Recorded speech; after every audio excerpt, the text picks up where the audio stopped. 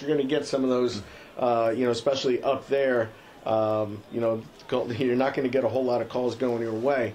But it's what we said all week, is that we couldn't make mistakes. Good teams can't make mistakes when they play against good teams, and that's exactly what happened. But it was extremely proud of our guys, the way that they fought back, the amount of 3-and-outs that our defense set in the second half.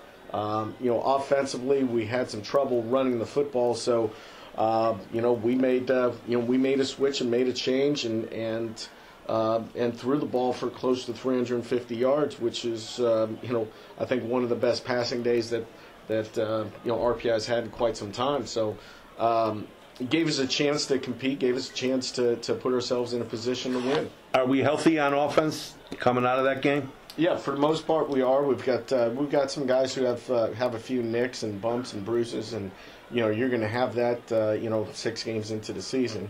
But hopefully we'll have everyone back for the game on Saturday. Pretty much the same look.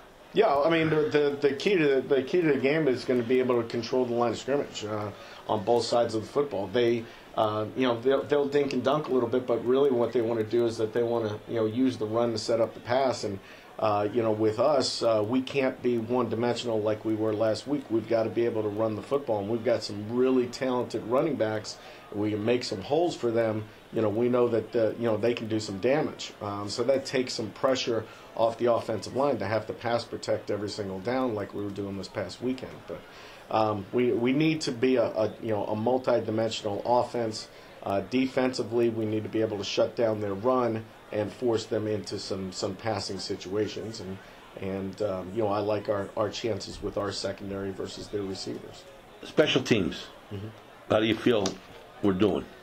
I think we're, I think we're making some strides in special teams. I think our coverage units are starting to come around. I think we're getting the ideas, getting the concepts that we're trying to teach. I think our punter is I think he's working, working his craft, and we're trying to find things that we think that he can do well and stick with those things rather than trying to do a bunch of different things. I think if we can find one thing he does well and keep doing that, then we'll be in good shape. I don't think he had a bad week last week. He had multiple punts. He did, and they had a very good punt returner, and we were trying to directional kick away from their punt returner, and it just so happened that I think out of the 10 punts, he had one that he returned, and like I said before, I thought there were a couple of questionable blocks on the play, but there's nothing you can do about that. But right.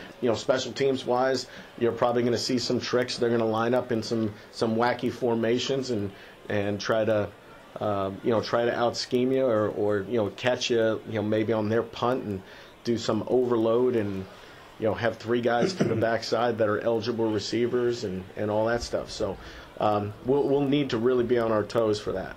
Well, Coach, I wish you a lot of luck. All right, I appreciate it. Thanks, Bob. And we're live with you once more here from the East Campus Stadium on the campus of Rensselaer Polytechnic Institute in Troy, New York. We were nearing the start of today's game, 12:05, approximate kickoff here in Troy. Just a reminder, this is WRPI Troy with Engineer Football. Kurt Stubb, Bob Conway in the call for you. Rochester versus RPI. Pair of teams 2-1 in the Liberty League. They're having the coin toss right now at the 50-yard line. And RPI won it, and they'll defer their selection, so Rochester will probably start out the game with the ball. And, Bob, it's going to be another tough week here for RPI. 2 pretty good teams, 4-2, 4-1 of the records. Yes, you're right, Kurt. I really think it's parity year in the Liberty League, at least so far. You got 4 teams with 2 wins and a loss.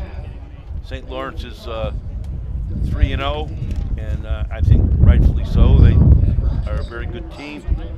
They got some tough games right in a row, so this league is far from over. It's pretty wide open, so you're right. Rochester and RPI in more recent years has been some pretty good battles. Last year, I think RPI was on about the 3-yard line. Nope, get the national anthem here, excuse me.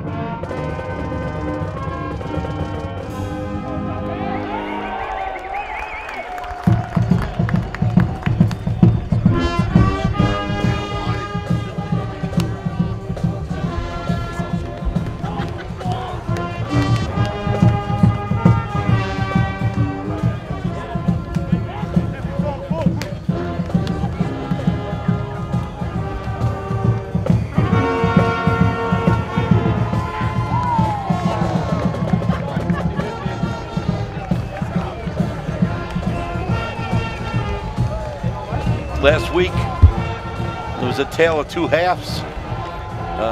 I think pretty much we made a lot of mistakes and we got beat in the first half. Second half, RPI they won that second half. There's no doubt about it. I wouldn't say they dominated, but they certainly controlled the second half. And as you heard Coach say on the interview, a lot of 3 and outs. The defense did a great job. And the first drive down the field in the second half, RPI scores. We get the ball back after St. Lawrence has a series. We drive down the field again, but they intercept one on the 4-yard line. That was a big hurt. And then we missed the field goal. Coach told me it was tipped. So, but it was still a miss. So either one of them, a field goal would have tied the game, and if we got 7 down the other end when we were down like the 4-yard line, we would have won the game. So they never quit. They were in it right till the end, but it still was a loss. So they're back today battling a team with very similar records, good histories against each other. So it ought to be a good one. Tough one. Cap is getting ready to kick off. Ball's on the 35-yard line. It'll be RPI left to right, Rochester right to left across your radio dial in this first quarter. Allegrini and Pisano back waiting for this kick. Pisano takes it at the 10-yard line to the 15, to the 20. Turns 25 as he's along the far hash mark, and he's stopped there. Rochester takes over at their own 25-yard line. Just underway here, first quarter, RPI versus Rochester, no score. We'd like to thank the Rensselaer Union. They provide the funding for WRPI and all the club-related activity of the Institute, and that includes WRPI's coverage of Engineer football, hockey, and baseball. You were saying? Brent Beck and Phil Lanieri was almost always there with the 2 RPI defense people that stopped them on that play. First and 10, Rochester, 2 wideouts to the left, 1 to the right. Bronson is the quarterback out of the shotgun. Nope, that's not Bronson. That is Redfern and the quarterback, and it's going to be incomplete. Redfern going for Adenuga along the far sideline. That goes incomplete. So Bronson listed on the depth chart as the #1 quarterback, but it's actually Redfern out there right now. Rochester likes, according to Coach I, they like to run to set up the pass. They can mix it, but they predominantly like to pass. Redford out of the shotgun, same formation on second down. This will be a run. This is not going to get anything as Saucier was stopped at the line of scrimmage, and Rochester is quickly in a 3rd and long. That was for Rensselaer. That was Malik Joseph and Penna, number 94, Anthony Pilla. I said Penna, it's Pilla. 3rd down and 10, low snap. Redfern picks it up off the ground, throws, that's complete behind the line of scrimmage, and loss of 3 yards on that play. Rochester goes backwards, and Adenuga on the reception for Rochester, but it's a loss of 3, and Rochester sends out the punt team. Mark Grimes over there on the stop. And I think he also was joined by Teague Florio. Kadar's at about his own 45-yard line waiting for this. Weinfeld is the punter for Rochester. He's at about his own 7-yard line waiting the snap. Rochester slow getting the last guy out there. They only had 10. Saucier was the last person. Gets the snap on a bounce, and this goes either off the side of his foot or it was tipped. It'll take a Rochester bounce, a good bounce. This looks better than it was going to. It'll finally stop rolling at the RPI 46, but that hit down around the Rochester 35, and it rolled all the way to the RPI 46. So 13:40 to go here, first quarter, no score, RPI versus Rochester. Also, we'd like to remind you that WRPI is on the World Wide Web. Point your browser to WRPI.org. And you can pick up our broadcast 24 hours a day, 7 days a week, as long as we're sending something out over the ether of the air. We'll provide it for you on that feed. It is WRPI.org. Jeff Avery, quarterback for RPI, leads his team as it's 1st and 10. RPI at their own 46. Avery looking to throw on 1st down. This will be over the middle, but it bounces in front of the receiver, the intended receiver Gadar, and it's incomplete. Yeah, he was thrown. The ball was not well thrown. Gadar was open, but it was thrown at his feet, at the ground in front of his feet. Avery's had a very good year, though. Offensively, he's led the team very well. Second down and 10 at the 46. Throw, that's complete to Giacconi, and he's out in Rochester territory at the 47. Yeah, Giacconi is playing more and more each week. He's a big, tall, I believe he's 6'4", and he's got really good hands. He's 6'3", 205. He's from Bethlehem Central High School, locally in Del Mar, New York. Third down and 3 RPI at the Rochester 47. No score here in the first quarter. Avery's out of the shotgun. He's going to hand off to Schlatt. Schlatt tries to go left, turn the corner. Can't. He's stopped at the line of scrimmage. Now, this is important to note because last week, Coach thought our biggest problem was we couldn't get the running game going. We were one-dimensional last week, and he feels that we have to be able to run that ball this weekend. He was saying we've got some very good backs, but we got to have those holes open for them to run through. It's fourth down and 3, so Razik will come out to punt. Pisano is waiting back at his own 10. Razik boots the ball away. Low kick. Pisano lets this one bounce. He'll take an RPI bounce and go out of bounds at the Rochester 4. Good. Flags well behind the play. Flags back at the 40-yard line. The umpire and the head linesman are the ones who put those on the field. I thought I saw the umpire point to RPI side of the field, but I'm not 100% he meant RPI getting the penalty. And now we saw the referee start waving the ball back the other way, so I guess this is going against RPI. Rick Champa is the ref.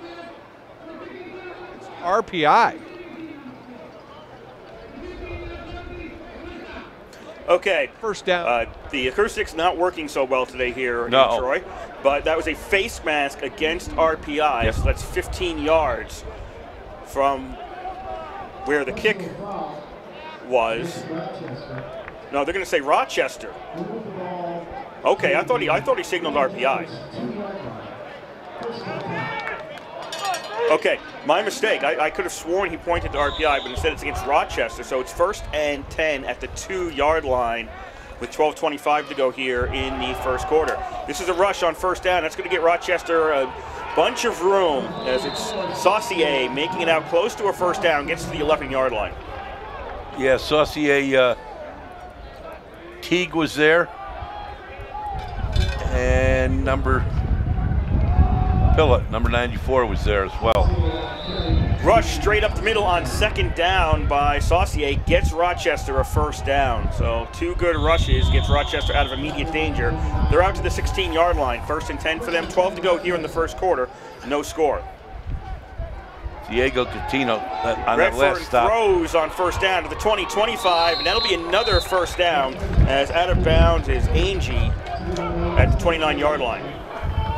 Bus for the Engineers, along with Lanieri, knocked them out of bounds. Rochester 3 quick plays. And they're first and 10 at their own 29. No score, 11:45 to go in the first quarter. Redfern out of the shotgun, 2 wide outs to the right, 1 to the left. Fakes a handoff to Saucier. Redfern puts the ball up the air, wide open at the 50-yard line. Adenuga to the 35, to the 30, caught by the heels inside the 25. I think they're going to say he finally went down at the 22, but he was wide open until caught by Florio. Florio caught him. That was Adenuga on the reception for Rochester. Receiver was wide open on that play. First and 10 at the 22 for the Yellowjackets. All alone. Saucier in the backfield. Redfern's going to roll out to his right. That's where Saucier was, but the pass is complete on the right. Breaking a tackle and getting a first down is Allegrini on the reception. Makes it to the 9-yard line for a first and goal. Yeah, somebody missed a tackle over there. So that was Allegrini, getting the pronunciation right. First and goal, Rochester at the 9. No score here in the first. Saucier straight up the middle on first down. Breaks one tackle, stays on his feet, and Saucier is down to the 2 as Rochester is moving the ball quickly and running plays very quickly on RPI.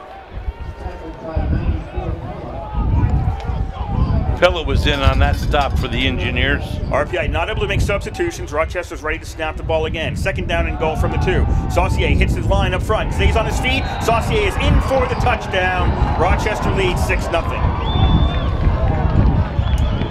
Well, Rochester just showed us a very quick offense. Move from their own 2-yard line, the length of the field. There wasn't that many plays.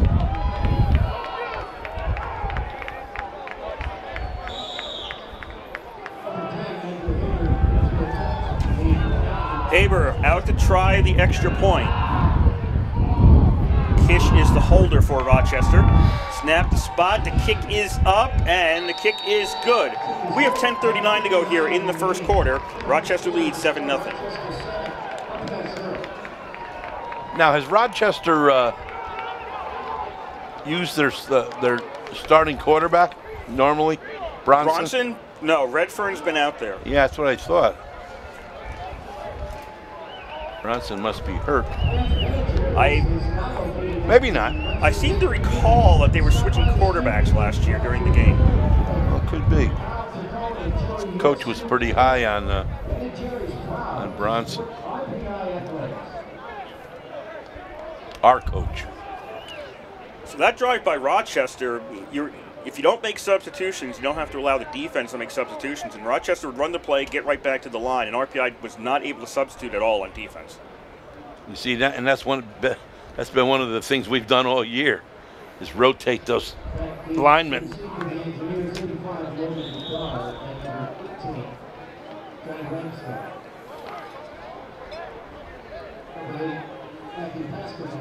Pasternak will do the kickoff duties for Rochester.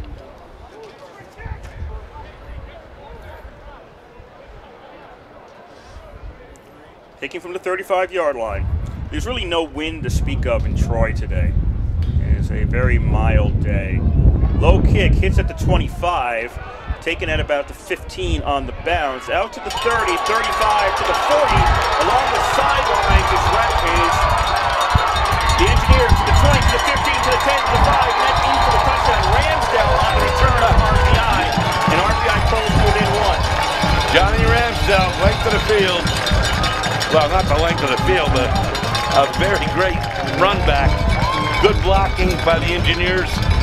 I don't see any flags out there. Nope. RPI needed that one quick and got it.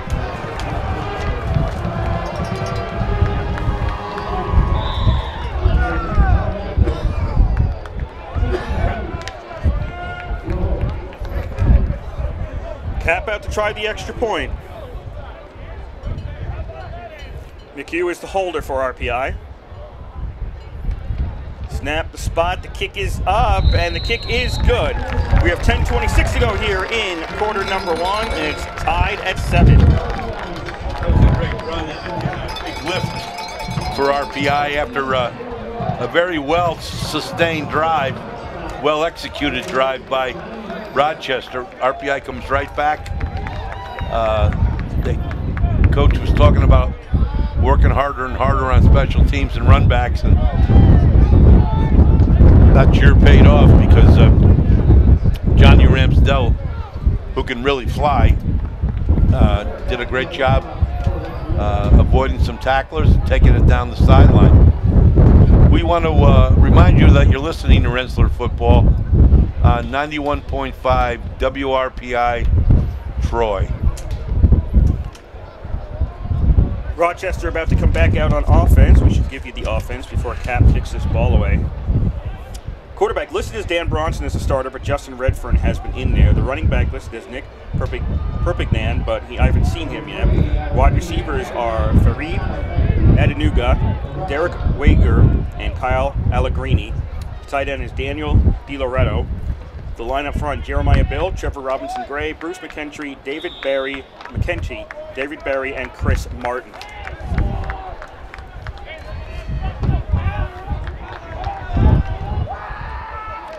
It's very sunny here in Troy, high 40s and sunny today. Kind of a light crowd here at the East Campus Stadium. Cap boots the ball away. Allegrini takes it around his 10-yard line to the 20, 25. Allegrini hits an Engineer, and that's all she wrote on that return. Stopped at the 27. Bus was one of the two tacklers. I believe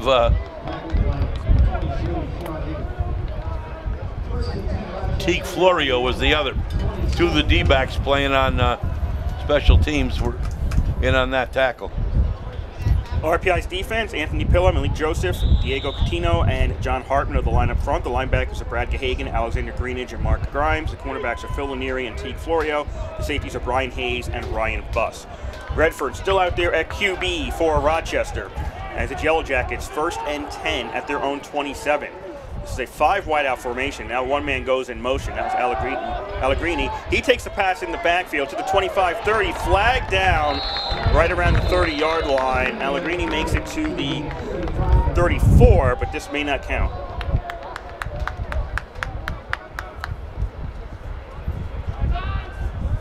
Rick Champa, the referee for today's game, waiting for the signal from him. I think it's against Rochester. It's a hold. Holding against Rochester, so wipe those yards off the board. Actually, they'll get a yard. They're going to say the hold occurred at the 28. And you notice RPI's got the switch in defensive linemen in. Well, they got time to. 1st and 19 for Rochester as they are backed up to their own 18. Redfern out of the shotgun again with a 5 wide out formation. Everybody goes out. Redfern keeps the ball himself, starts running it upfield. Redfern gets to the 27. And that was the start of this drive. Malik Joseph brings him down after fighting off 2-on-1.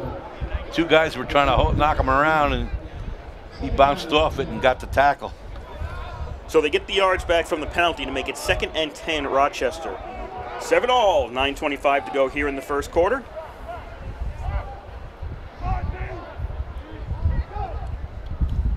Rochester had success running the ball on their previous series of downs. Now again with the 5 receivers. Redfern over the middle, caught, that's complete, and at the 35.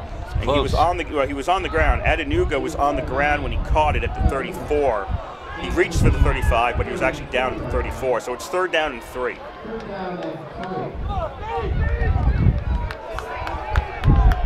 Okay, big play for both teams.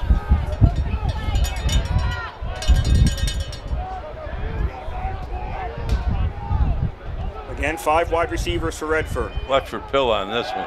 Redfern goes for it himself. Redfern tripped up, but he's got the 1st down.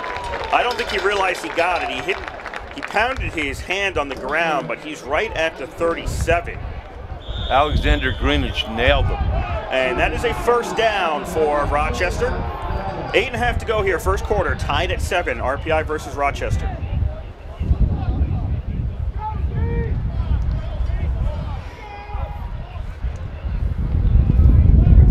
Rochester substituting some players, so RPI will do so as well. 1st and 10 at the 37. Yellowjackets put Allen in the backfield now. Allen takes the ball, goes to the left, now tries to cut upfield. Allen gets out to the 41 for a pickup of 4. Buss, one of the guys there.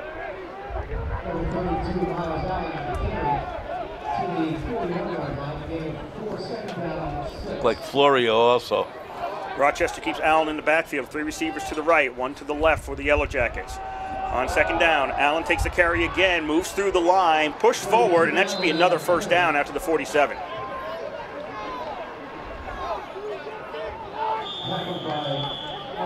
Rochester in the road whites with yellow pants, blue numbers on the road whites. I am digging these uniforms from Rochester. Very easy to read. 1st and 10 Rochester at the RPI, almost the 48-yard line. Allen with the carry. This time he's not going to get much, if anything at all. Stop near the line of scrimmage. Yeah, that was Tom Bennett on that stop, number 74. RPI continues to rotate the down D lineman. Rochester keeps Allen in the backfield. 2nd and 10 for the Yellowjackets at the 48.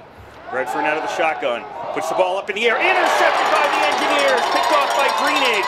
And he is tackled near the 49 by Allegrini. But it's turned over. RPI's got it. Greenidge read that all the way. You can see he was watching the eyes of the quarterback. And he was in perfect position to pick that off. Greenidge getting better and better every week. Number 44. He's a junior, 5'10", 220. Calls all the defensive signals as well. They give Greenidge the 50 on that interception return. 1st and 10 RPI, tied at 7. 6:52 to go here, first quarter. Pass complete for a pickup of 9 to Calabro. Lane on the receptions, 9 and 8. Got them confused. Lane on the reception to the 41 for a pickup of 9. Chris Menerick on the stop for Rochester. 2nd and 1 RPI. This will be a handoff to the slot back, Amory, and he makes it out to the 32 of Rochester. That'll be an RPI first down. Menerick once again. Mernich. I don't know the pronunciation. M-E-R-E-N-I-C-H. Morenich on the tackle, two tackles in a row. 1st and 10 at the 32 for RPI. 6:05 to go here, first quarter, tied at 7. And they're at the 32 of Rochester. Avery looks to throw, and that's incomplete on first down, off the hands of the intended receiver. We should give you the RPI offense. That is led by Jeff Avery, the quarterback. Tailback is Nick Schlatz. The wide receivers are Logan Goddard and Pat Hogan. Slot backs are Austin Amory and Matt Lane. The line up front, Ken Berryhill, Ciaran Stewart, Steve Mills, Seth Staubel, and Scott Davis. 2nd and 10 RPI at the Rochester 32-yard line. This is a handoff. Schlatz takes it, gets hit a couple of times, and then forced down to 25. That's what RPI wants to see. Number 40 and number 28 for Rochester. That's Peter Crosset and R.J. Borgolini. R.J. Borgolini on the stop, but that was the Schlatz we saw earlier in the year. Last week, he and every other running back got stuffed in the first half. So that was a nice pickup. 3rd down and a little over 2 at the 25-yard line. Lane goes into the backfield. Hand off to Schlatz. He's got the first down to the 20. He's powering ahead. Finally stopped at the 16. Like I said, number 22, once again, Menerick, and number 28, Borgolini on the stop. But that's the kind of running we didn't get last week, and that has to do with the offensive line winning the battles in the trenches. That's what they had to do, Coach said, and apparently they're doing it. I think there's an injured Rochester player. That's Matt Mender, who's right now on the ground. Okay, I saw the Schlatz, them attending to Schlatz. I thought it was an equipment problem, but somebody's on the ground. That certainly takes precedence. The Rochester defense: Peter Crosset, Matt Mender, Colin Wards, and Isaiah Smith are the line up front. The linebackers are Thomas Marone, Chris Morenich, and David Wolf. The cornerbacks are Ricky Sparks and Brandon Pasalacqua, and the safeties are R.J. Borgolini and Matt Pisano. That does it for the lineups today. We have 5:08 to go here in this first quarter, tied at 7 between RPI and Rochester.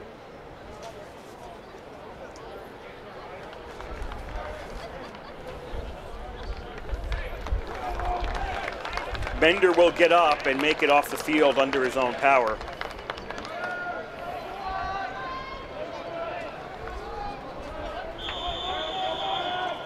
Yard line of Rochester. Got to make that clear. Clock is restarted, under 5 to go here in the first quarter. 1st and 10 RPI at the 16-yard line of Rochester. Got to make that clear. Clock is restarted, under 5 to go here in the first quarter. Schlatz in the backfield next to Avery. Schlatt takes the handoff, goes left, turns the corner, to the 15, to the 10, to the 5, stays on his feet, flag comes out. Schlatt's made it into the end zone, but a flag came out after he crossed the 5-yard line, and I don't think this is going to count. RPI is certainly not celebrating, and it's holding against RPI. I think Hogan held him.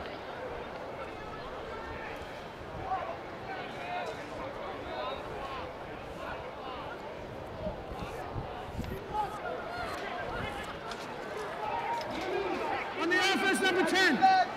And again, the sound system not working so well today here at the East Campus Stadium.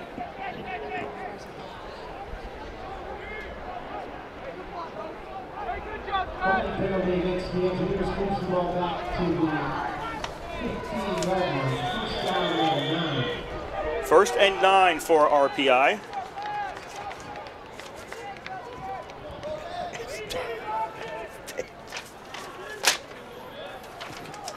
First down and 9 for the Engineers, back at the 15.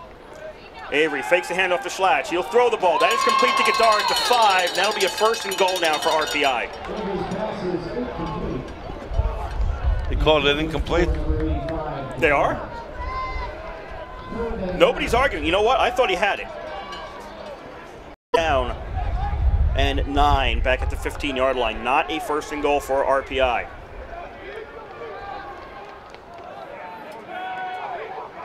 Again, second and 9 at the 15. Avery rolls out to his right, looking downfield, looking end zone, running out of room, and throws this one away. He had nothing on that side of the field.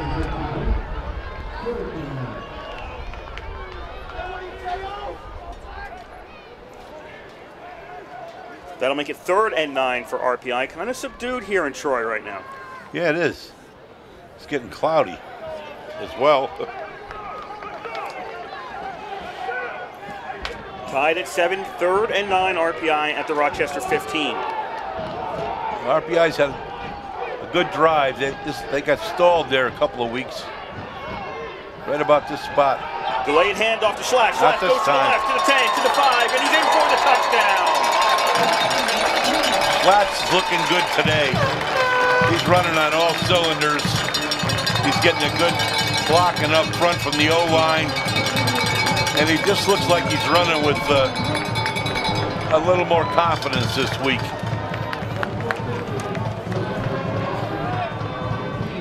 Nice drive by the Engineers. If you're just tuning in, RPI leads it, about to attempt an extra point. They lead it 13-7. Cap out to try the extra point. McHugh on the hold.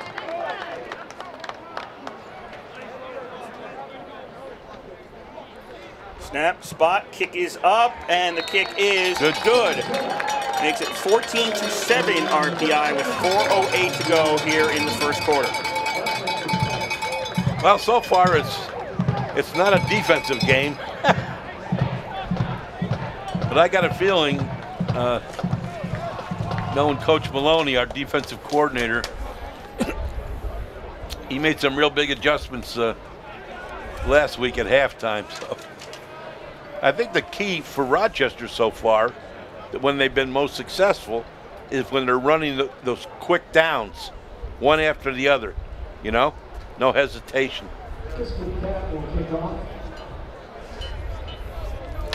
FYI, Scott Green is the head coach for the University of Rochester. Yellowjackets coming 4-1 overall, 2-1 in the Liberty League. RPI and their head coach Ralph Isernia, they are 4-2 overall, losses to Alfred and St. Lawrence. Rochester's only losses to St. Lawrence, and they're again 2-1 in the conference. And as expected, the losses by both teams in the conference were to St. Lawrence.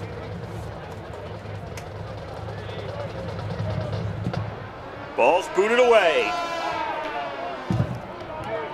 Allegrini takes it around the 5-yard line to the 15. Allegrini avoids a couple of tackles to the 20, stays on his feet, still going, and he almost made it to the 25. Stopped in between the 23 and the 24. There's a flag down back around the 40. Who is this against? Looks like Rochester. Brad Gahagan in on the stop that time, along with number 93, Connor McCrum, junior defensive lineman. This is a block in the back against Rochester, so this backs them up. They won't be starting at the 23.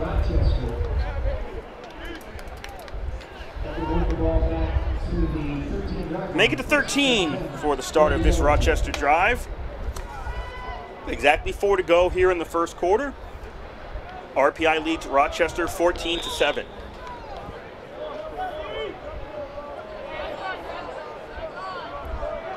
Yeah, they rotated Joseph out in this play. Redfern still the quarterback for Rochester. Pass is tipped and caught by a line. No, incomplete. They're going to rule incomplete. Redfern's pass was tipped by Pilla, and then a lineman grabbed it, which he can do, and that's perfectly legal, but he didn't hold on to it, so it goes incomplete. Pilla is very athletic. One of our captains. He's all over the field. He's the one that usually gets to that quarterback. When it happens, it's usually him. Saucier on the run on second down, goes right and makes it out to the 21. That's a gain of 8 for Rochester. It looked like Brian Hayes on the tackle. 3rd and 2 for the Yellowjackets. 3 wide receiver set, tight end on the right. Handoff goes for a first down as Saucier makes it out past the 25, and Rochester moves the chains.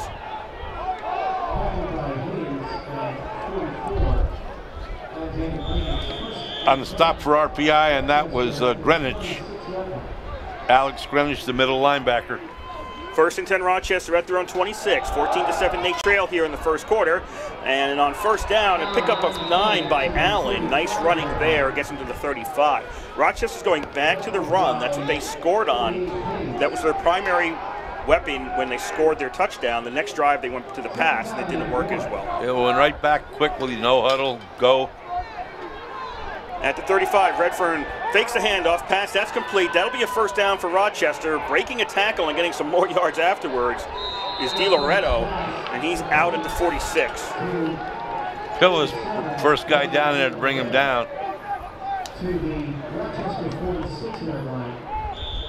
I think Teague Florio was the other fella on the tackle. Okay. Yeah, their offensive line is doing a good job breaking up some holes. On first down, this is a handoff to Allen, and he is stopped at the line of scrimmage. Yeah, not that time.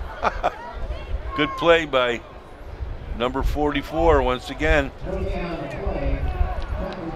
Greenwich, he seems to be all over the field today. 2nd and 10 at the 46 for Rochester. 2:15 to go, first quarter. 14-7, RPI leads. Redfern out of the shotgun. Fakes the handoff, puts the ball up in the air, caught, and this will be a first down along the sidelines, and finally tackled is DiLoretto at the 36. The RPI defender didn't catch who that was, went for the interception and missed, and that let DiLoretto get the reception. He got by him. The guy was knocked out of bounds too, another defender. But we had a trailer that picked him up, thank God. 1st and 10 Rochester at the 36-yard line. 3 wide out formation. Yellowjackets trail by 7. Redfern puts the ball up in the air, and it is intercepted by the Engineers. And out at the 2-yard line is Lanieri. Well, we haven't seen much of that this year because most teams, because of Lanieri's previous year, where he was all conference, they don't throw to him at him normally, and you can see why. Adenuga was the intended receiver, but Lanieri was ahead of him and caught that over the shoulder. He was around the 2-yard line when he caught it. His momentum took him into the end zone. He came back out because he wasn't assured of a touchdown, and he ended up being tackled by Adenuga at the 2. Yeah, he was 2nd in the league in interceptions last year. Ball at the 2 for RPI. 1st and 10 on first down. Is that Tavinis' first carry of the game? Yep. This is Tavinis. He makes it out to the 9-yard line to get some room. That's a gain of 7 for RPI. 1:20 to go here, first quarter. RPI 14, Rochester 7.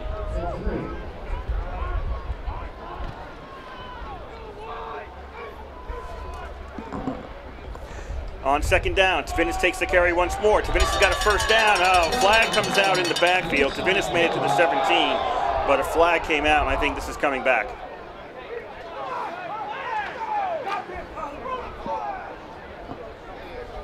RPI, Steve Mills, our center, was back there.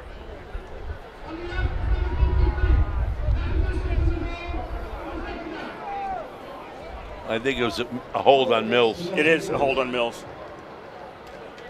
You're right, the audio isn't too great today. Can't hear what the ref is saying very well.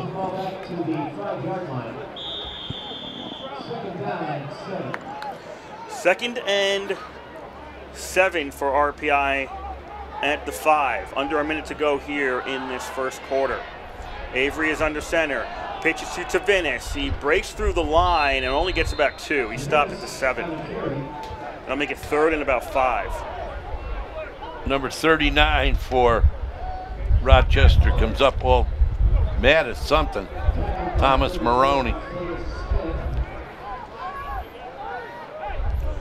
They'll give him between the 12 and the 13, or the 8 and the 9. I'm having yard marker troubles today. Actually, it's at the 8. The ball is at the 8-yard line. They need to get out to the 13. So it's 3rd down and 5. Avery's under center again. Gives to Tavinis. Tavinis is in a pile, and he may have the first down. He may have made it to the 13-yard line.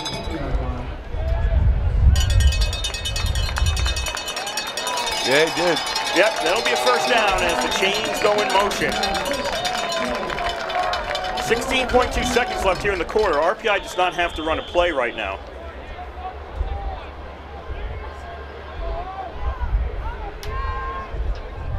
Not a lot of wind today, Kurt. Nope. It's picked up a little bit, but it's also kind of blowing in different directions depending on where you're standing. Yeah. That'll do it for the first quarter here in Troy. RPI leads 14-7. Yeah, we want to remind you, you are listening to Rensselaer Football on WRPI 91.5 Troy. Pretty good first quarter for the Engineers. Both teams showed they could score. Both teams showed they could put on long drives. Both teams showed they could pass, and both teams showed they could run. So, the score is 14-7, but it's a pretty even ball game, I think, up to this point.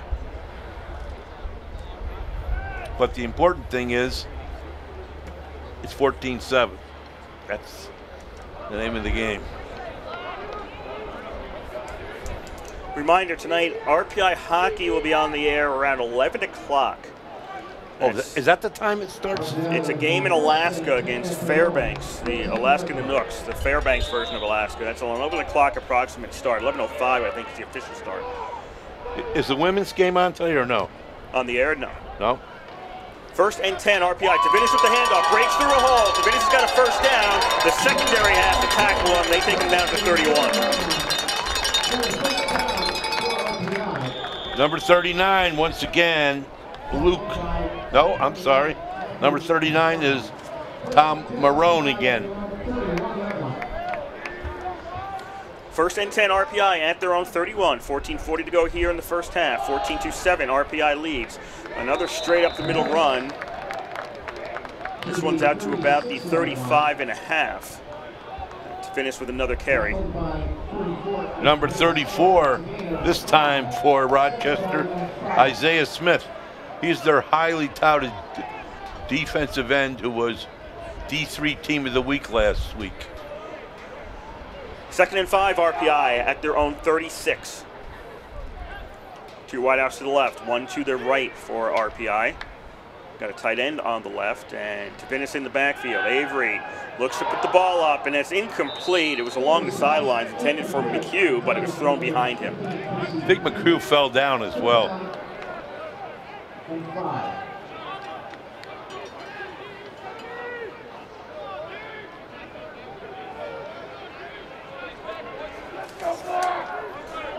Third down and 5 for RPI.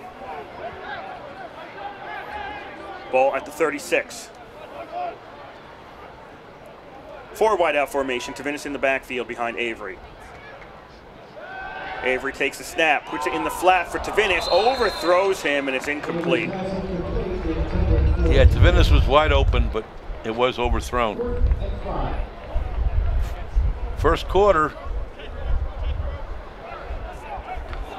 first downs Rochester 9, RPI 4. Rushing yardage, Rochester 14 for 69, RPI 8 for 55. We'll come back to stats after this play. Razik getting ready to punt. Pisano is one of the 2 men back for Rochester. The ball's going to head towards Pisano. He takes it at the 23, to the 25, sideline. He's out at the 29. Call it the 30. Number 74 for the Engineers, Tom Bennett, on the stop. As I was saying, passes, Rochester 11 for 7 for 11, 2 interceptions. RPI 2 for 6. Total offense, Rochester 177, RPI 71. So they lead the stats, no question. But RPI leads the game. 14-7, RPI on top. 13:46 to go here in the first half.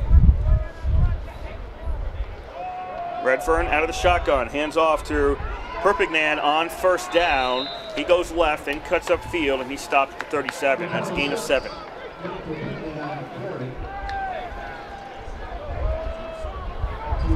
Perpignan. Emphasis on the first syllable. 2nd down and 3 for Rochester at the 37.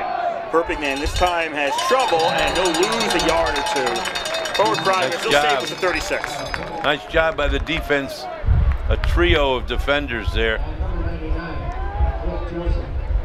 One of them was Joseph, and another one was Mark Grimes. Couldn't pick up the 3rd one on that. Good job.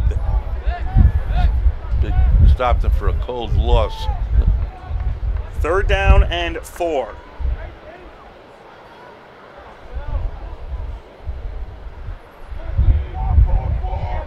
Rochester looks to throw. Redfern puts the ball up in the air, open on the sidelines, and out of bounds at the 44 is Adenuga, and that's a 1st down for the Yellowjackets.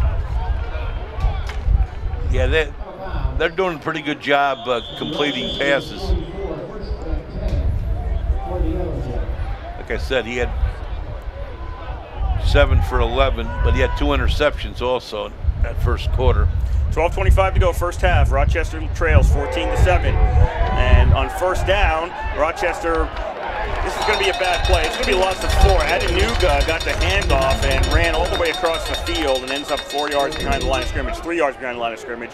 But that play was slow developing and did not fool RPI. Gahagan and Greenwich over there on the tackle. They tracked that ball all the way and threw him for a loss. 2nd down and 13. Redfern looks to throw, dishes this one off short, and Perpignan stopped at the, I call it the 43. It's going to be 3rd and about 10 and a half. Tom Bennett and Mark Grimes on that play. Rochester with a 3rd and 11. They'll call it on the scoreboard. Redford out of the shotgun. Puts the ball up in the air and overthrows. Look, doesn't overthrow everybody. Picked off by Lanieri. He turns it upfield. 35 out at the 38. 3rd interception. They got to learn not to throw at Ranieri anywhere near him.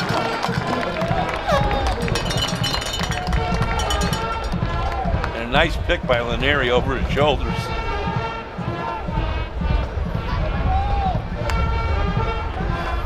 RPI has that their own 39-yard line. 11:08 to go in the first half. RPI leads 14-7 over Rochester. That is the 3rd drive in a row that Rochester has been intercepted on.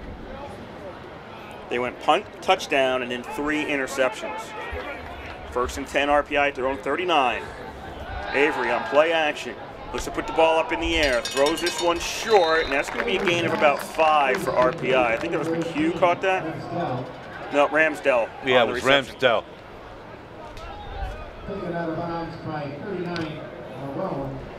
Gain of 5 for RPI on their first down play. Second down and 5 at the 44.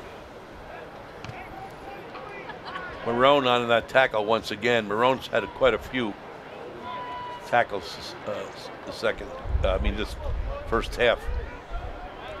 4 wideouts for RPI. Schlatt is in the backfield with Avery. Second down, Schlatt takes the handoff, gets hit a couple of times, was escaping all this, and then got hit again. Does pick up 2 to the 46. He worked hard for those 2. He had 3 guys on him.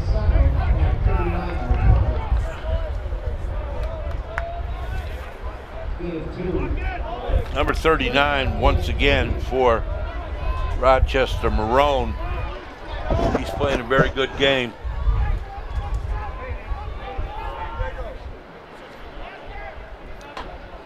Third down and 3. It's Hogan time. Nope. Nope, this is going to be a handoff to Schlatt, and Schlatt is stopped short of the first down. He made it to the 48 on his forward progress. He needed to get to the 49.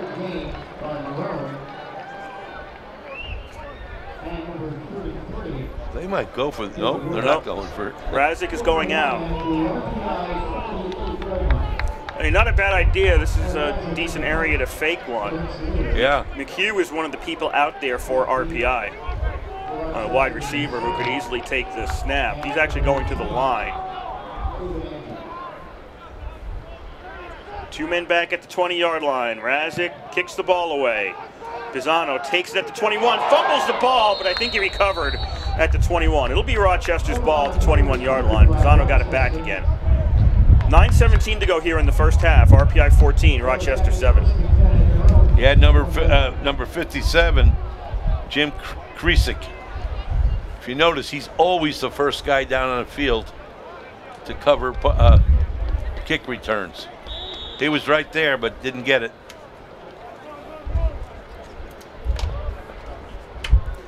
So it's 14-7, RPI in the lead. Both teams have 1 scoring drive for a TD. RPI did have a kickoff return run back for a touchdown. So that's where their other touchdown comes from. But the offenses, it hasn't been a stellar offensive game today. Handoff on first down. Allen gets a yard. Miles Allen only making it to the 22. That's big number 77, I think. Yeah, it was Marquis Francois. Gets his turn on that D line. 5'11", 350, sophomore. Jersey City, New Jersey. Big man. Please reset the game clock to 9:05.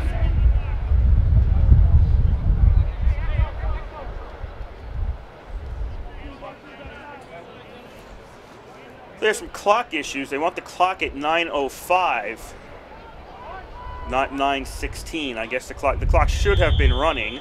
Now they'll start it up again. So the clock is inadvertently stopped. Second down throw, and that was well off the mark. Allegrini was the intended receiver, but it was thrown behind him. He had cut inside. Yeah, it was. Florio was right there, but the ball was not thrown. I think there was a mix-up on the play. Third down and 9, Rochester at the 22.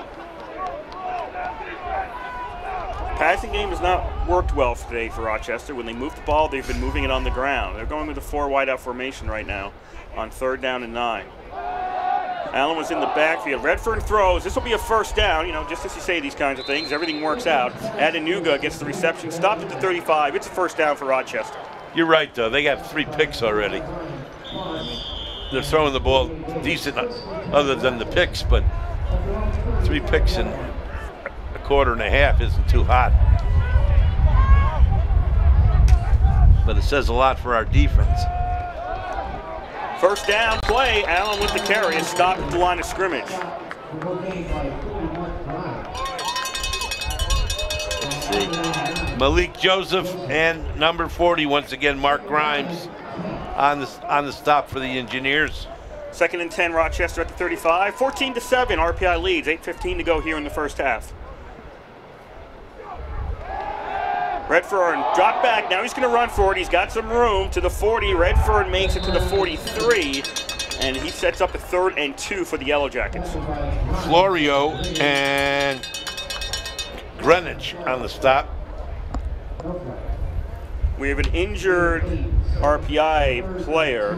Looks like Malik Joseph. Not good news.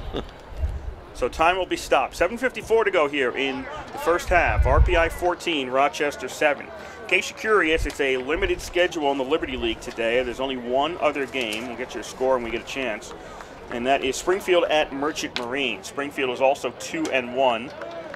Merchant Marine 0-3 along with Union. Both those teams are 0-3. Obviously, they both won't remain winless. Malik Joseph is so tough. He came out of the game last week just like this. And the next play, he was back in the game.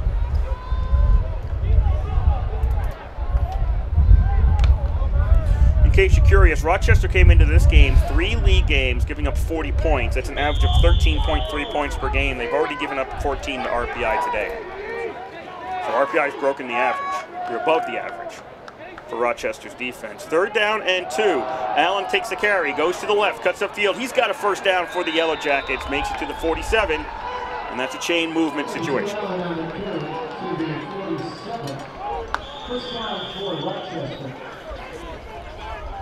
Mark Grimes in on the tackle for Rensselaer. We are halfway through quarter number 2. RPI leading Rochester 14-7. 1st and 10 Yellowjackets at their own 47. Allen slips and falls after the handoff, and he's down at the 43 for a loss of 4.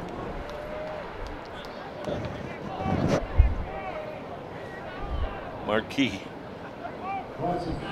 made sure he was down.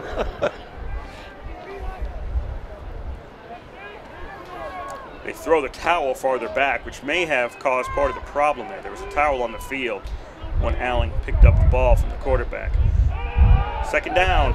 Redfern fakes the handoff, throws out of bounds. He had to throw it away. He was going to get nailed. He got a lot of pressure from Diego Coutinho, one of the normal starting down linemen for Rensselaer, a sophomore from Plainsboro, New Jersey, 5'11", 285. 3rd and 14 for the Yellowjackets at their own 43. Rochester opts for 5 wide receivers on this down. Redfern looking to throw, pass, that's incomplete. He dropped it. It was in the hands of Allegrini.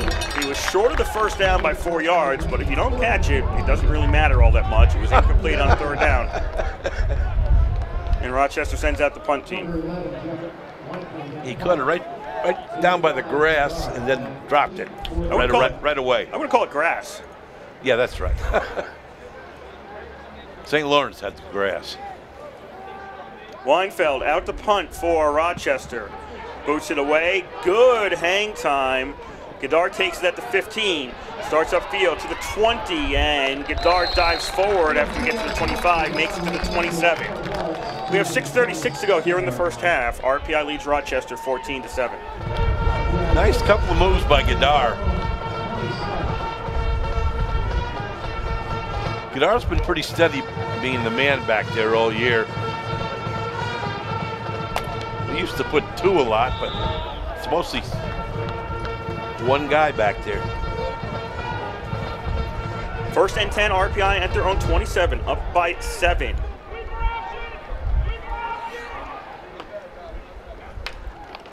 On 1st down, Tavinis takes the handoff, goes straight forward, and is stopped at the 30-yard line.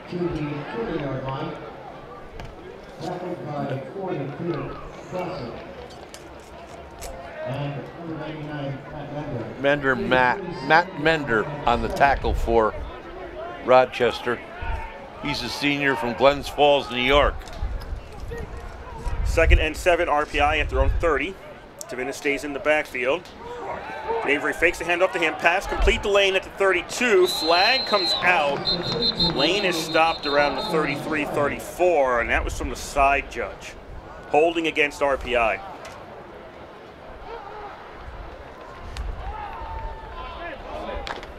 Was it McCade? 71. I don't know. Right now, the referee's asking the Rochester sidelines, what do they want to do? The sideline, what do they want to do? It would be 3rd and about 4 if they don't take the penalty.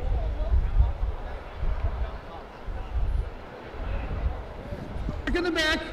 On the offense, number Oh, no, 85. block in the back. 10-yard penalty. No, that's a No long second down.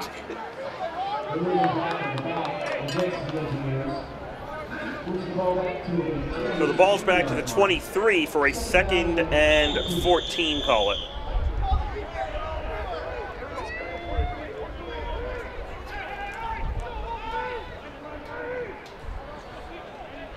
Avery out of the shotgun on this 2nd and 14 play.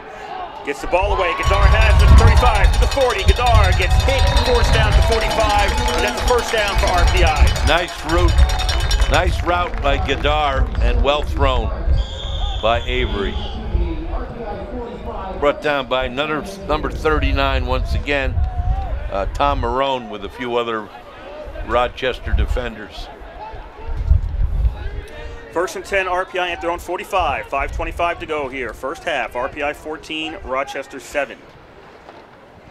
Avery hands off to Tavinis on first down. Actually, at one point, sat on the defender's back and then fell over, and he stopped at the 47. Number 33 for Rochester, David Wolf. He's a junior linebacker from Fairfield, Connecticut. You see, coach is trying to establish that running game.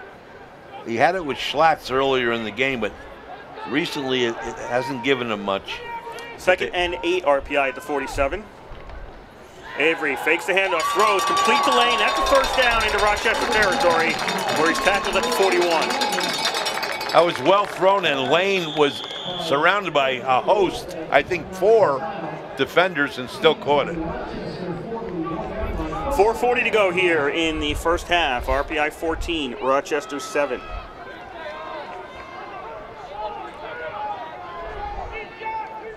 Avery with 3 wide receivers, man in the slot to the right, and Tavinis is in the backfield with him.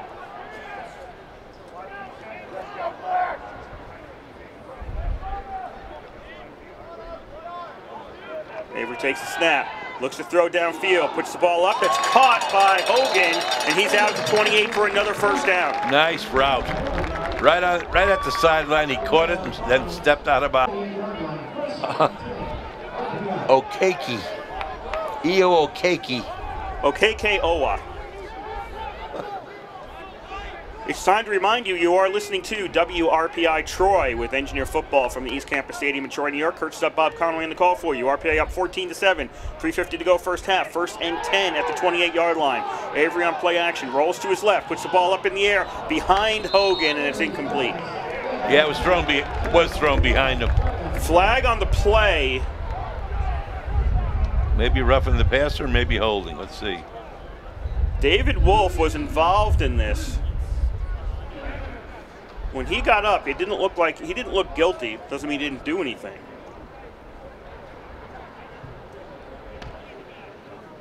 They're looking over to Scott Green for what they want to do. This was probably going against RPI. Personal foul on the offense, number 60.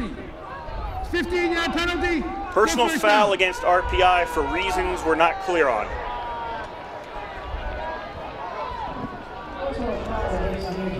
The crowd, as it is, not happy with the call, but that explains why Wolf didn't look. Yeah. It's either Wolf or Smith, one of the two, didn't look particularly upset. I think he was upset after the play was over with. Well, you're on a pretty good drop. It was Smith. Did not look particularly upset after the play was over with.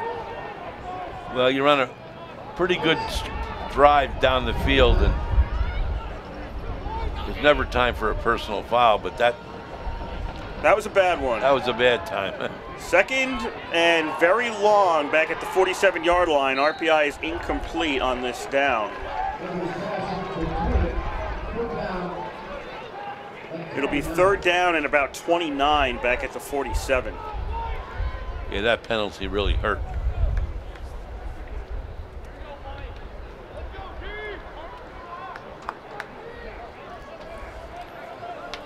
RPI hockey tonight. Puck drops at 11 p.m. 11-ish Eastern.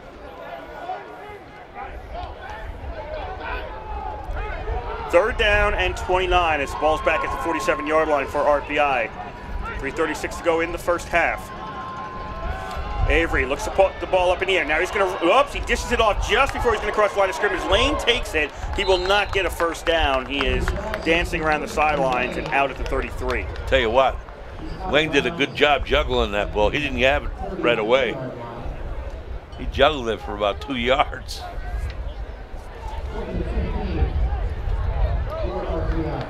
RPI keeps the offense out there. They're at the 33. Punting's probably not going to get you a whole lot. If it goes in the end zone, it's a net 13. So they'll keep the offense out on what is 4th and 15.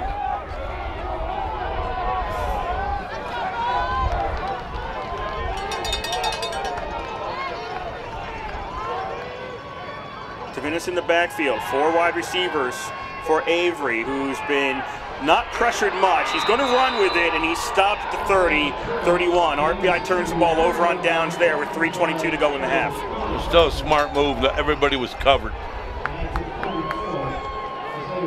He had nobody open down there, so he saw it, started to run, but was caught right from behind. Rochester gets the ball at their own 31 with 3:22 to go here in the first half, trailing by 7 to RPI, and with all 3 timeouts remaining. Both teams have all 3 timeouts remaining.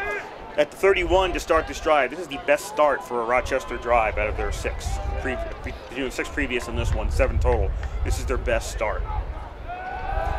Redford out of the shotgun on first down, puts the ball up in the air and overthrows the intended receiver, Wager. Yeah, bus on the coverage. That was over everybody's head.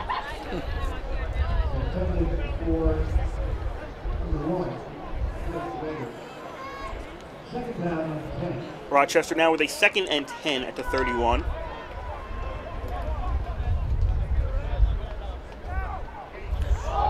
Fumble the snap. Redfern picks it up, and now he'll be tackled behind the line of scrimmage at the 28.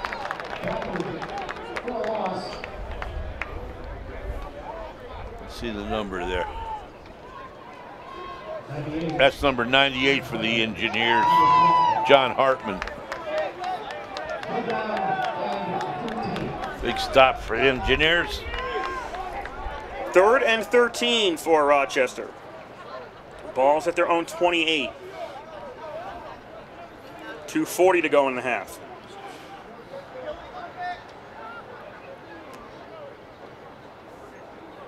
Is this a timeout? No, they're just waiting For what? to call timeout now. Rochester burning the entire 40-second clock down, so there's 2:29 to go in the half, and then they're taking a timeout, and they'll talk over this 3rd and 13 situation. 2 remaining.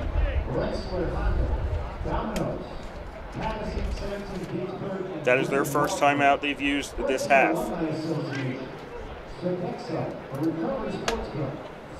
Well, ends up being a big play for the RPI defense. Could be the difference of having the ball or not before the half.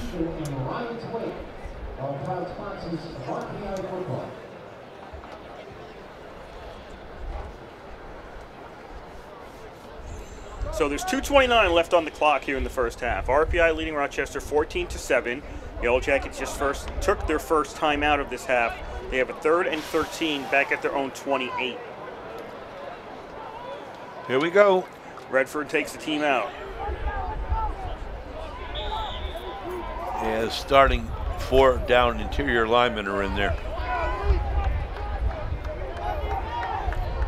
4 wide receivers, 1 man in the backfield for Redfern. 4-man rush, gets rid of the ball, and that's incomplete. I think it's incomplete. No, they're going to say it's complete at the 37, but it's short. Adenuga caught it at the 37, needed to get to the 41, so it's not a first down. It is 4th and about 4.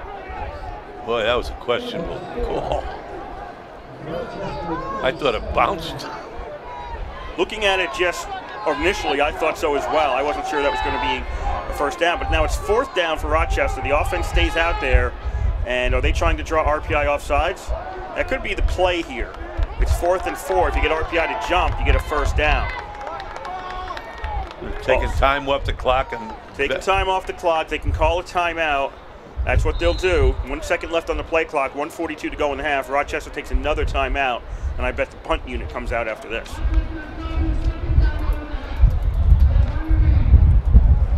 Once again, we remind you you're listening to Rensselaer Football on WRPI 91.5 Troy.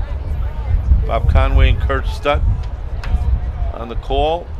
Also reminding you that tonight, RPI Hockey is playing in Alaska. The puck drops at 11 p.m. on WRPI.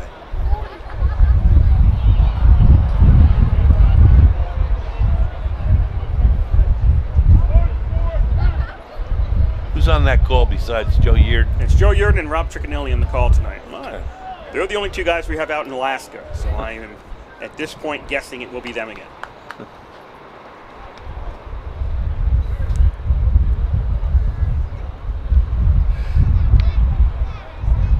Coach for Rochester talking to the officials about something. I don't know what that's about.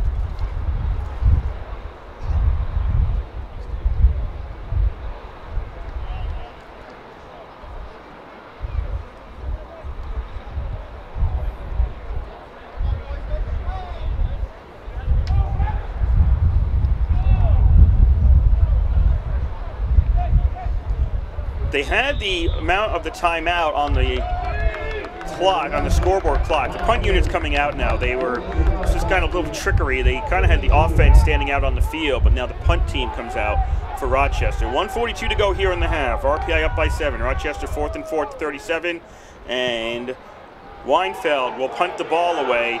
It bounces, takes an RPI bounce, and Rochester downs it at the RPI 45. So there's 1:33 now left in the half. RPI up by 7 with the ball at their own 45. RPI has plenty of time to get on that board.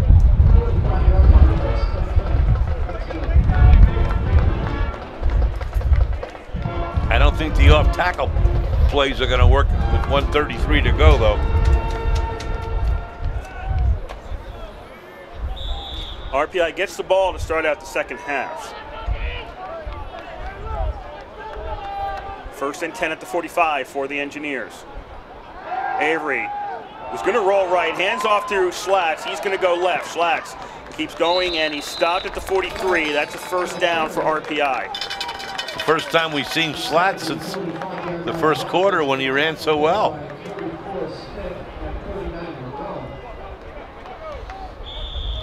Coach apparently trying to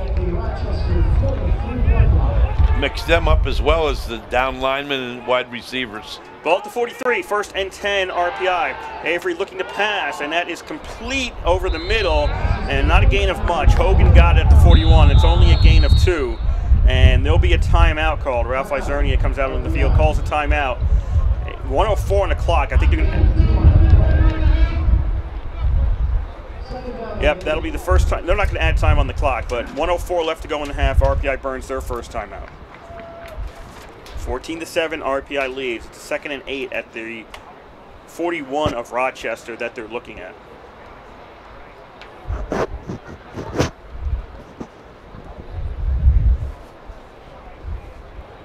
Pretty good first half. Not a lot of excitement, but some good play.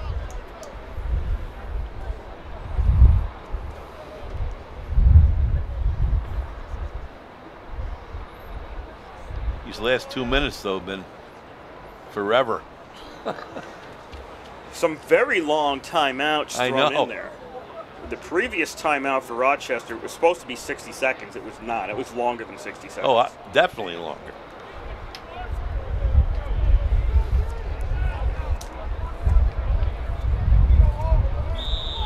Back to action as RPI comes to the line. 2nd and 8 at the Rochester 41. RPI up by 7 late in the first half.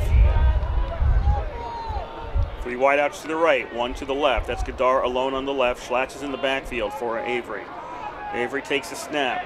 Alone back there, gets rid of the ball, and Gadar gets a hand on it, but it goes incomplete at the 28. Stop the clock with a minute to go. That makes it 3rd and 8 for RPI.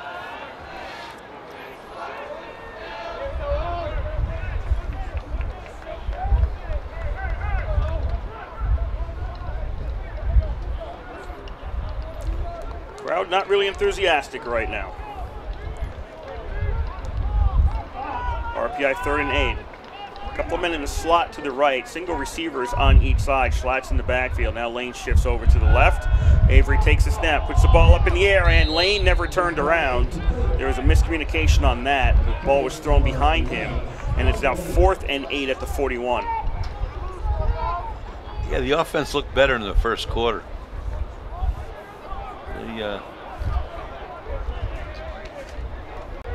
They're not going to try a field goal from here. No, this certain is of that. This is a 58-yarder if you try it from here. No. Razik is out with the punt unit.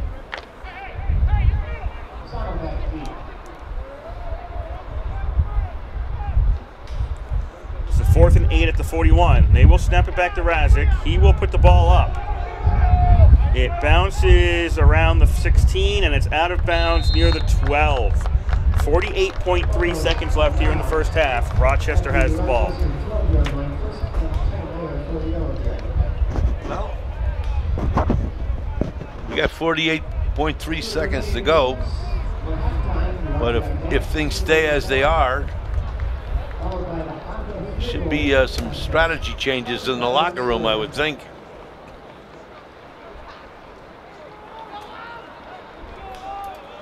RPI has 2 timeouts left, so they can't stop the clock twice. They seem to be running the ball well in that first quarter. Off tackle, between the guards and tackle. Redford hands off. Saucier takes it on 1st down, and he should have a Rochester 1st down after about the 23. Malik Joseph is there with Buss on the tackle for the Engineers. Clock starts running, 38 seconds to go. 1st and 10, Rochester at the 23. Redford hands off to Saucier again. Saucier can't dance his way through the line this time, and he stopped at the line of scrimmage. Clock is still running. They probably won't get another play. 20 seconds to go in the first half. The coaches next to us are packing up already. It doesn't look like Rochester's going to do anything at this point. If I was Rochester, I'd take my time out with 2 seconds to go and throw a Hail Mary. Hail Mary. That would be my plan, but that's not what Rochester's going to do. The half will expire here in Troy, and with 30 minutes in the books, it is RPI 14 and Rochester 7. Not an exciting first half, but not a bad first half. RPI got on the board. Well, Rochester got on the board first. Actually, on a very good-looking, sustained drive, the length of the field from their own 3, I think. 2. And RPI followed that on the kickoff return with a run by Johnny Ramsdell that took it all the way for a TD on the return. You know the yardage on that? 84. 84 yards back. And then RPI got another TD a little while after that, I think maybe the next series. And since then, it's been mostly 30 to 30 yard line play. Yeah, not much exciting play after that. So as I mentioned before, RPI will get the ball to start out the second half. We will take a break and then come back with that half after we run down what happened in last weekend's Liberty League football action. The score here after 1 half of play, it is RPI 14 and Rochester 7. And you're listening to live coverage of Engineer football on 91.5 FM, WRPI Troy.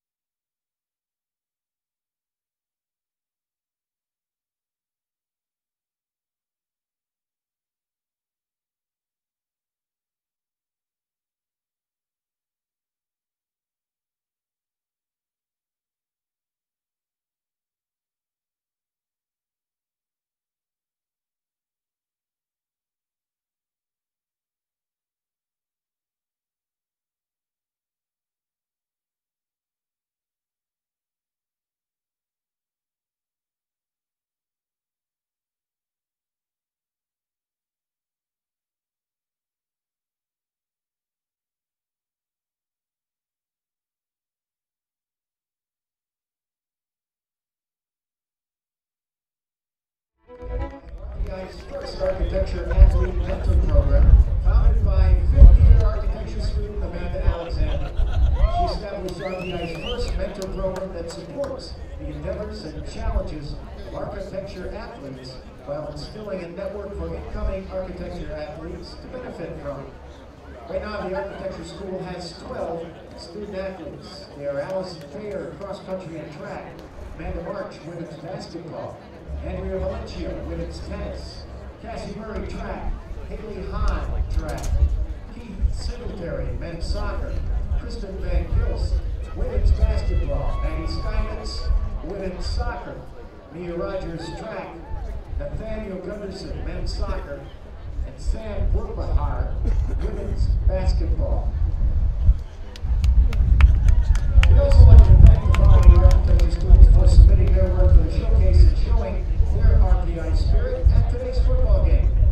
Elizabeth Robinson, Ellen Wong, Peter Zhang, Angela Zhang, Cody Sight, Andres De La Paz, Sarah Helfer, Abby Robitaille, Ray Kushida, Leslie Aldana, Michael Chabanez, Ryan Cresser, Elizabeth San Martino, Hiroki Salai, Kento DiMarco, Amy Caselter, Melanie Yami, Daniel Signo, Emily Johnson, Emily Judson, and Jessica Collier. Stop by the Architecture School Showcase on the second floor of ECAV and enjoy the display. Let's have a nice round of applause for the architecture athletes in the RPI School of Architecture.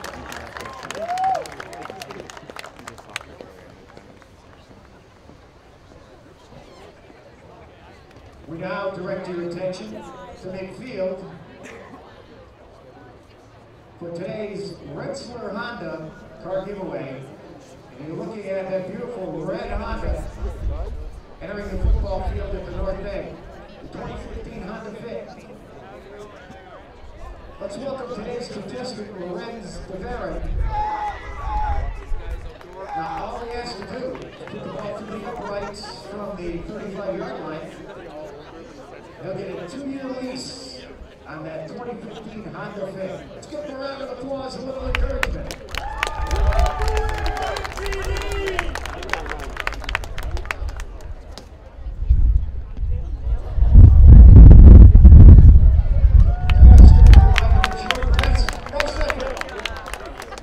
Let's give him a round of applause for participating today.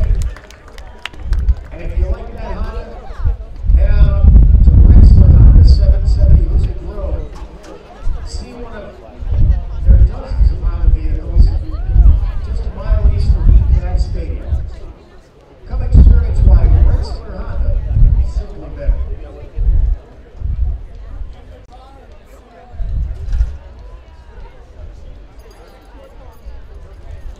Fans, you can take your game ticket to the Subway in Troy Plaza on Hoosick Street and receive 10% off your order. Subway, just down the hill in Troy Plaza at 120 Hoosick Street. Subway, eat fresh.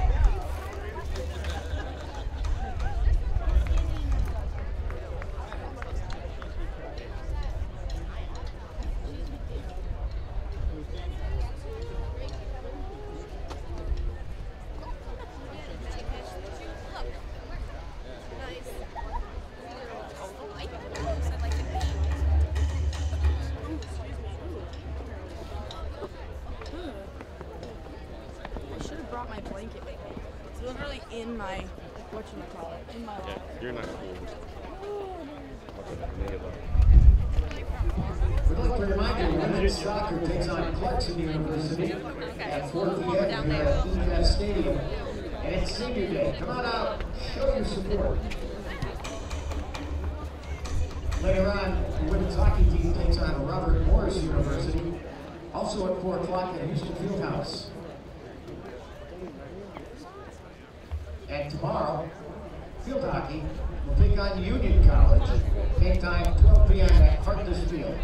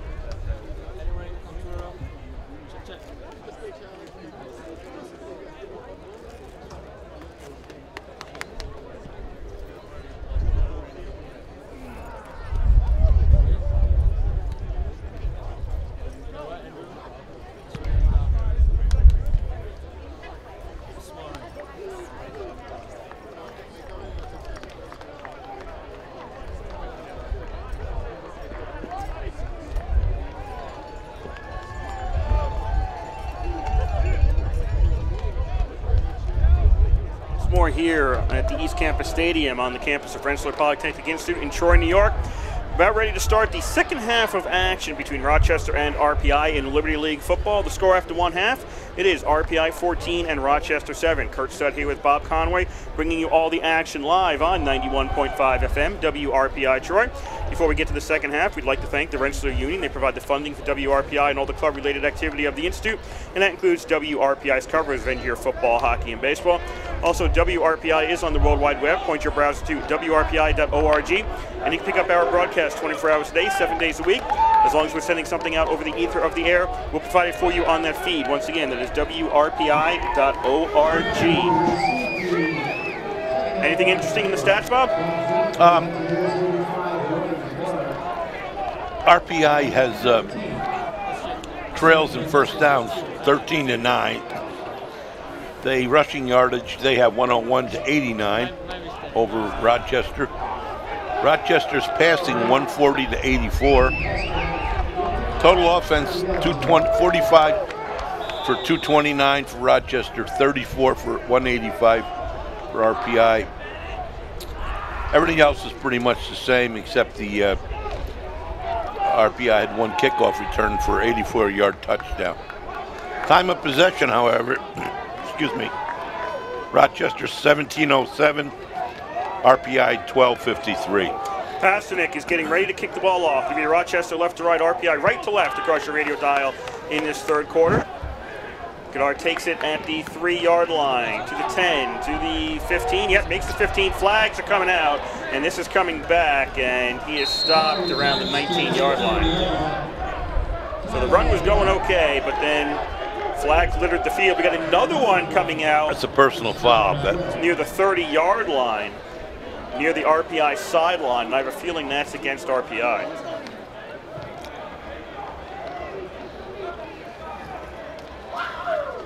So there's at least 2 penalties here.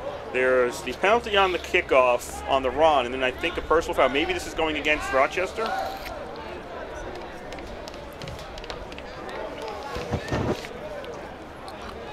During the return, with a block in the back on number 10, that'll be half the distance to the goal. Dead ball, personal foul on right number 23. Okay, so the block in the back was against RPI, so that's half the distance to the goal. Then a personal foul against Rochester, which is 15 yards the other way. In the end, RPI gets this at the 21-yard line.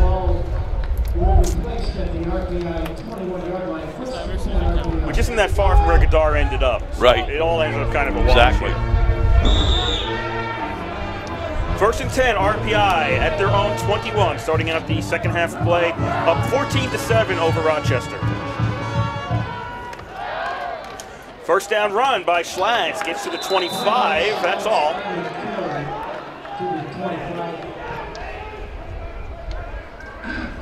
Number 34, Isaiah Smith, and 28, Borgolini, R.J. Borgolini. They're the 2 on the tackle. Second and 6, Schlags takes another handoff, and this time is stopped around the 29. Number 34, Isaiah Smith again. He is their star down lineman on defense, defensive end. Third down and 2 for RPI at the 29-yard line. Hand off to Lane, cutting through from the slot back position, and he loses the ball. It went out of bounds. It was, the whistle blew. It was touched by Okeke Owo. That was Ani Okeke Owo, but he was out of bounds, I believe, when he got the ball. So I believe this is RPI's ball and a first down. It is.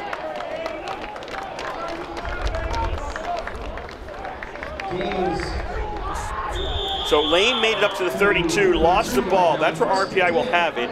Rochester did grab it.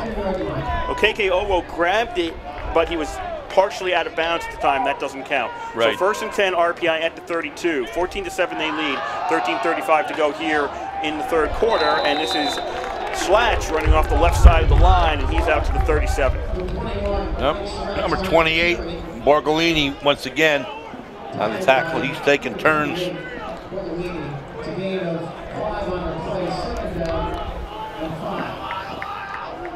Second down and 5. Borgolini and Isaiah Smith are alternating tackles or doing some together. Hand off to Schlatt, caught at the line of scrimmage, tries to fight away from this. He will not. In the end, it was a long struggle, but in the end, he stopped at the line of scrimmage for no gain. Colin Woods was the first guy that held him up, number 90.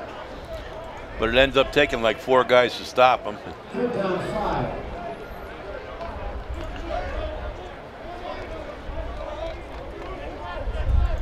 Third down and 5 for RPI at the 37. You know, it's important on his first drive to come out and move that ball down the field. Avery looking to throw on 3rd and 5. Over the middle cut. That's complete to Lane. He stopped at the 50, but it's a first down. Flag again.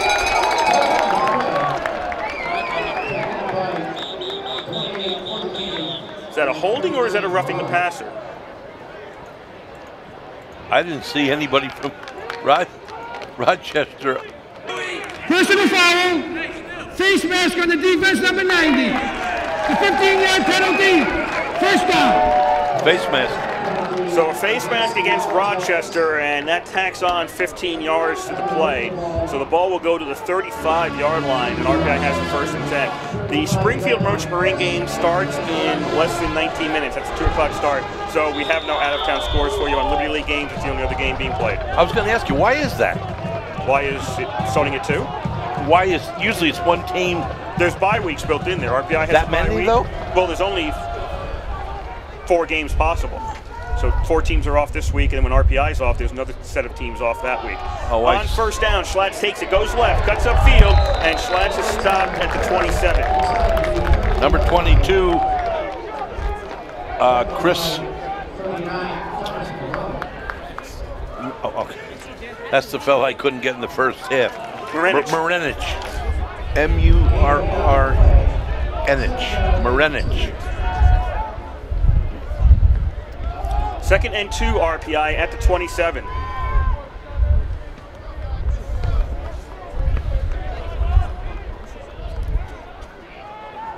Three wide out formation. Schlatt's in the backfield for Avery. Schlatt takes the handoff. He'll get a first down going up the middle, and he's stopped at the 23.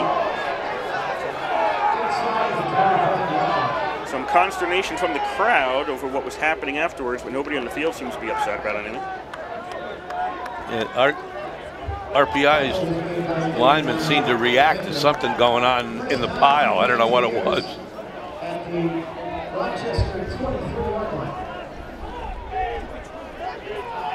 First and 10 for RPI at the Rochester 23. RPI leads 14-7 with 11:10 to go here in the 3rd quarter.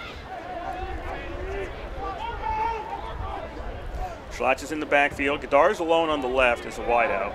Amory and Giacconi are the wide receivers on the right. Avery takes a snap, looking left, now looking right. Now he's got to run. He's under pressure, and he dishes the ball off, looking for a Schlatt, but it's incomplete. And Avery, who's been not under pressure a lot today, ends up on his butt that time because he got hit right after he threw the pass. Yeah, I thought that was catchable.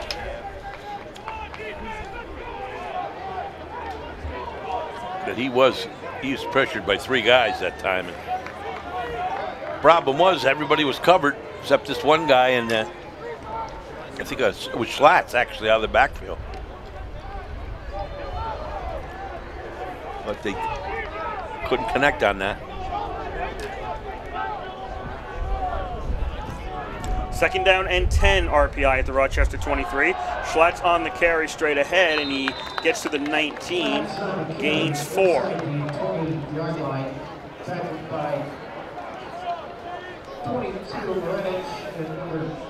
Colin Woods, number 90, and number 22, Marenich, on the tackle for Rochester. 3rd down and 6, ball at the 19. And this is handoff to Amory. Amory goes across the 15, and he's right near the first down marker. Stopped at the 13. I mean, that's where he had to go. And they'll say first down. RPI first and 10 at the Rochester 13. 10 minutes to go here in the third quarter. RPI leads Rochester 14-7. Nice job by the O-line on that play. Nice hole for that run.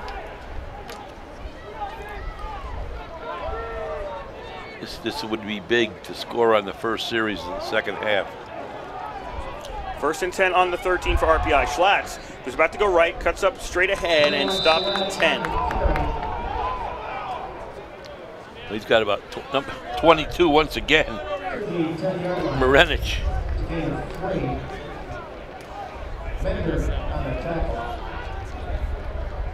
RPI second and 7 at the 10-yard line. Held the ball for over 5.5 minutes here at the start of the second half.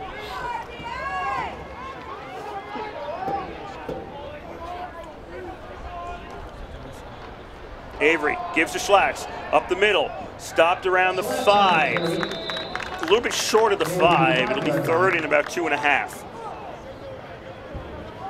He's in that tough territory. Number 33, number 22. Yeah, a bunch of them. Marenich again. 33, Wolf.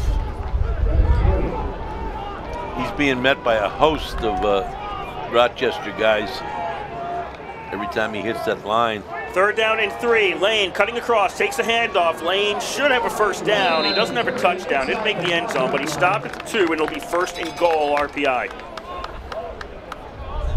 Tackled by number 99 Bender, 34 Smith. Matt Mender on the tackle for Rochester, number 99. First and goal at the 2 for RPI. 8:20 to go, third quarter. RPI leading by 7. Avery's got 2 rideouts to the right. Lane will take the pitch as he was cutting into the backfield. Lane cuts upfield, and is he in? Yes, in for the touchdown. RPI leads 20-7. You know,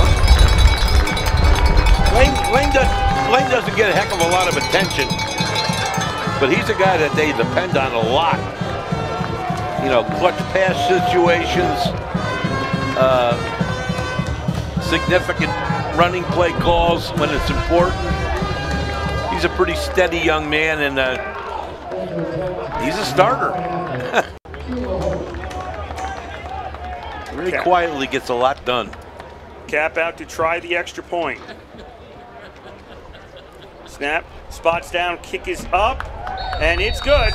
We have 8:09 to go here, third quarter. RPI leads 21-7. And you're listening, folks, to Rensselaer football on WRPI 91.5 Troy. We're also reminding you that if you follow the RPI Hockey Engineers, take a nap today because the game starts tonight from Alaska. Our time, puck drops at 11 o'clock.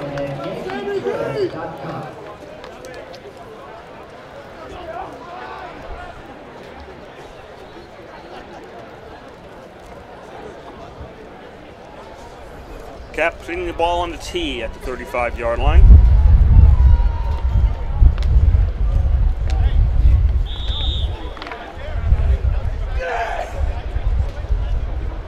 Let's go back!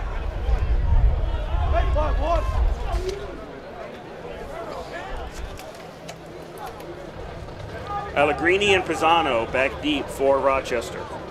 Awaiting this kick. Low kick. Upman takes it, and he'll down it. That was Irvin, Matt Irvin, a wide receiver. Grabbed it at the 31, and it's down there. So not really, goes into the books as a 0-yard return for Irvin. That ties Rochester's best field position for a start of a drive today. I mean, Rochester's been starting 31 or back every single drive. Yep. 21-7, RPI leads here in quarter number 3. Rochester with their first possession of the second half. Redfern in at QB. For the whole game he has been. Saucier takes the carry, strings his man out to the left, now cuts upfield, gets away from some tacklers, now goes to the sideline. Saucier to the 40, 45, 50. He breaks 3. There's no flags on the play. Saucier to the 20, to the 15, to the 10, 5. Touchdown, Rochester. I mean, how many tackles did he break for that run? Well, there's no excuse for that. They're missed tackles.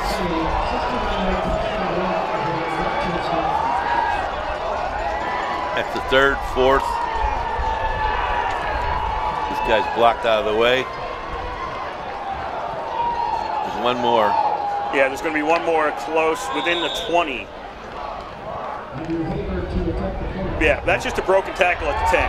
Yep. You got to knock that guy off his butt and out of bounds, and instead going for the tackle lets him go in. But he broke 5 tackles. Yes.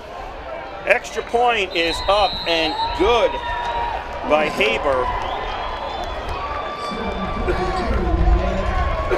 And RPI had gone up by 2 scores, and now they're only up by 1 again. It's a 69-yard run by Saucier. Kind of similar to the way RPI got on the board the first time. That was a kick return, 80-some yards, and that was the second touchdown. Yeah. Right, RPI's first, second of the game. You were right. Right. And then this one, RPI scores a 3rd touchdown, or a 3rd 7 points, and Rochester comes right back with a hard run, long TD.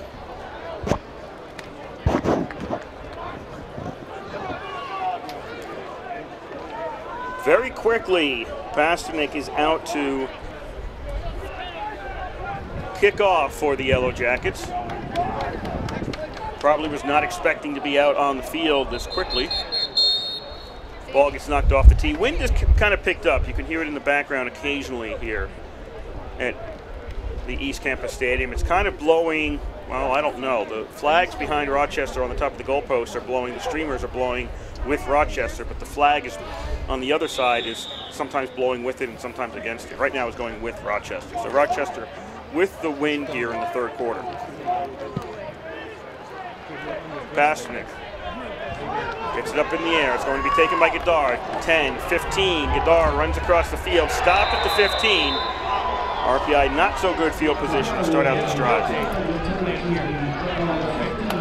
Okay, we'll see if what effect that TD has on RPI's offense right now and Rochester's defense. Did they get pumped? Does RPI feel they got to come right back and show them that they can get 6 more on the board or more? First and 10 RPI, thrown 15. 21-14 RPI lead, 7:47 to go here in quarter number 3. Avery out of the shotgun. To finish with the carry. 15 to finish. Tripped up as he gets to the 17. Number 99, once again for Rochester, that's Matt Mender.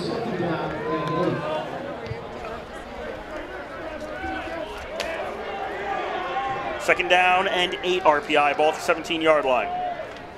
Dominic stays in the backfield, 4 wide receiver formation. Avery on play action, puts the ball up in the air. Amory turns around and can't hold on to it. It's incomplete. Borgolini on the coverage there for Rochester.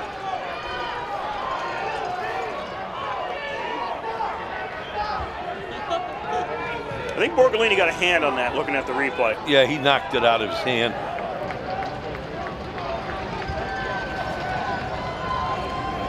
Third down and 8, ball at the 17 for RPI. Important down for the Engineers.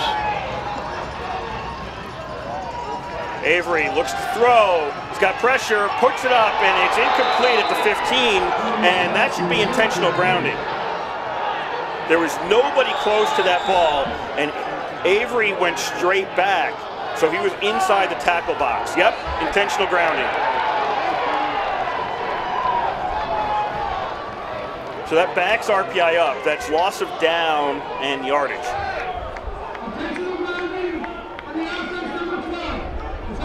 drops it down, the ball will go to the spot of the foul. He was still in the pocket when he got rid of the ball to be 4th down. RPI called for intentional grounding, and the ball will be spotted back at the 4-yard line. Well, it was definitely, that's a good call. There wasn't anybody close to that. Now RPI puts himself in some tough field position. Razik kicking out at the back of his own end zone. He's 1 step away from the back, and we mentioned this in the Alfred game a lot. You have to remember, if something goes wrong, just move the ball out of the end zone. Razik takes a snap, gets rid of it, not a long punt. Grabbed at the 33 by Pisano. To the 30, 25. Pisano still on his feet. He'll be stopped at the 22. But Rochester's going to have real good field position to start out here.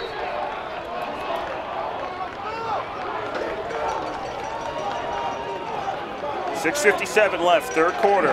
RPI 21, Rochester 14, and the Yellowjackets have the ball at the RPI 23-yard line.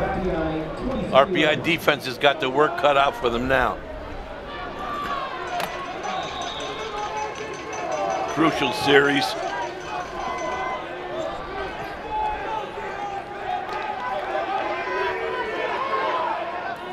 First and 10, Rochester at the 23. Redfern hands off to Saucier on 1st down, and he's going to be stopped at the line of scrimmage. At Catino, and who's unpiling down there?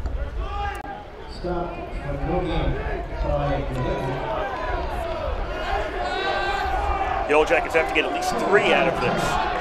Brad Gahagan was the other guy in the bottom of that pile. 3 wide out formation. Saucier takes the handoff again. Stutter step as he got to the line. That was going to cost him as his forward progress. Maybe the 26.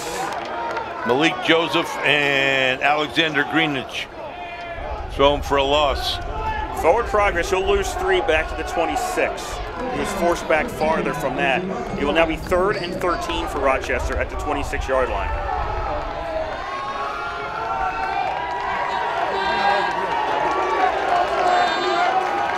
Three receivers on the left, 1 on the right for the Yellowjackets. That is Allegrini all alone on the right-hand side. Saucier in the backfield. Redfern looks to throw. Pass to Allegrini. Receiver falls down. That's a touchdown for Rochester.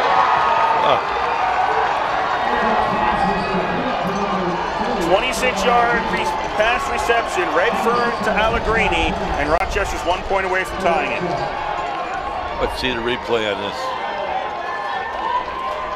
The defender went for the ball. Yep.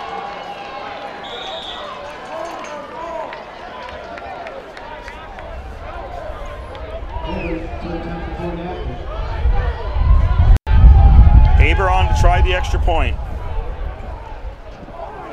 Snap, spot, kick is up, and it's good. 5:41 to go here, 3rd quarter. We are tied at 21. RPI had gone up 2 scores. And after that, it was a 69, Rochester got the ball to 31, 69-yard touchdown run on the first play. RPI gets the ball, 3 and out, punt it, Rochester gets it up to 23, and they end up with a 26-yard touchdown pass. With the extra point, it's all tied in the 3rd quarter. Yep. But it was a roughing and passer in there too. That gave him even better field position. I mean intentional grounding. Yes, the intentional grounding, yes. So RPI goes from, there was 8:09 left to go in the 3rd quarter. They were up 2 scores to 5:41 left in the quarter, wanting to have a good drive to keep Rochester from getting the ball back and maybe taking the lead. Fortunes have changed very rapidly here at the East Campus Stadium. Well, we know this team doesn't quit. Let's see what how they can come back. Gadar takes the kickoff. Ooh, at the 13-yard line, just barely grabbed that one. And Gadar is down at the 28. So RPI takes over at their own 28.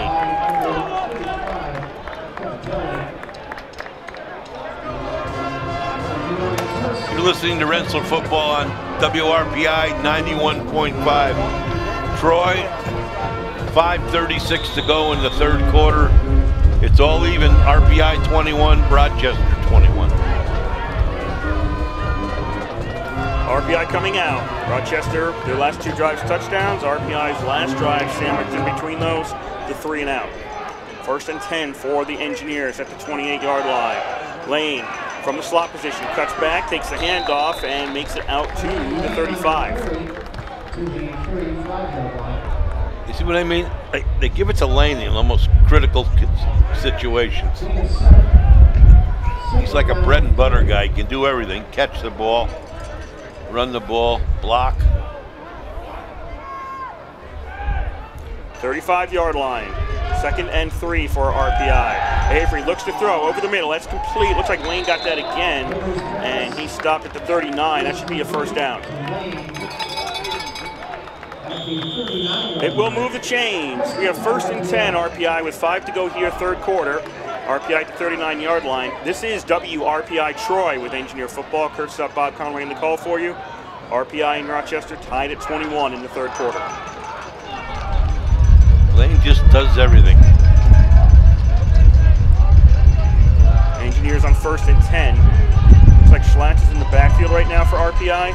And he takes the handoff from Avery, and Schlatt goes forward to the 42.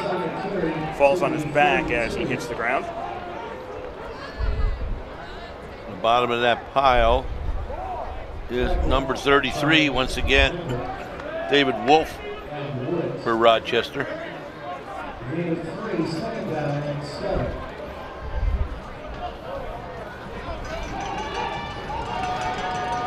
2nd and 7. Receivers heavily on the right. RPI goes left. Avery to Gadar. That's a 1st down into Rochester territory at the 46. Number 28, Borgolini once again.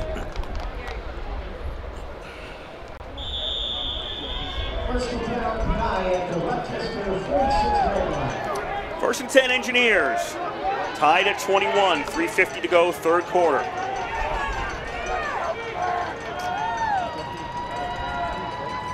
Avery out of the shotgun. 4 wideouts, pump fakes. Now he's going to run with it. Avery avoids a couple of guys, falls down. He was making a cut after avoiding a tackle and fell down around the 41.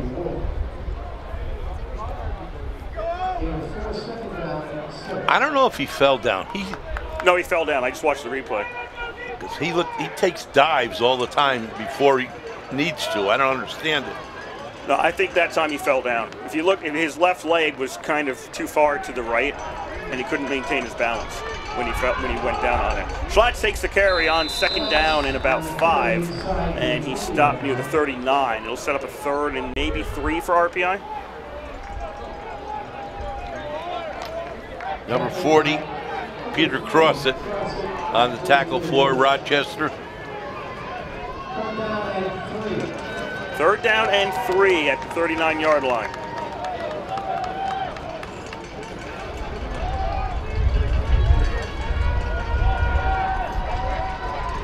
Schlatt's in the backfield. 4 wide receivers, 3 to the left. Throw to the left. Ramsdale gets the ball, but he's tackled short of the 1st down marker. His forward progress is between the 37 and 38, and he needed to get to the 36.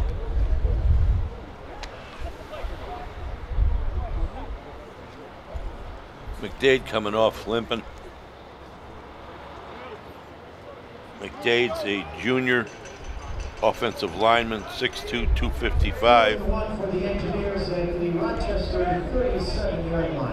This will be a 4th and 1. Ball's just outside the 37. They need to make the 36. 4th and 1, RPI. The offense is staying out there. 2:15 to go, 3rd quarter, tied at 21. Avery keeps it himself. He goes forward, and he should have the 1st down. There was a mad scramble and pile out there. Somebody lost his helmet for Rochester. He has to go off the field. That is Crosser. But RPI's got the 1st down at the 35.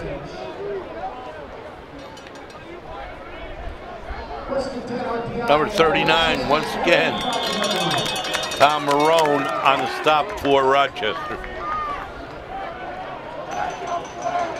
Rochester's got 3 or 4 guys that are consistently making tackles. Handoff, Avery gives it to Lane, cutting behind on first down, and Lane gets to the 32. Flag comes in at the end of this.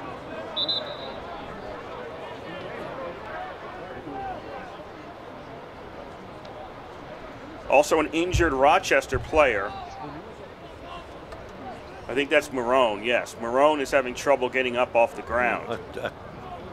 That would be a big loss. Holding on the offense, number 73. Holding against RPI. 10-yard penalty, still first down. So that'll back up the Engineers. Marone is going to get up and jog his way off, but obviously he can't play the next down.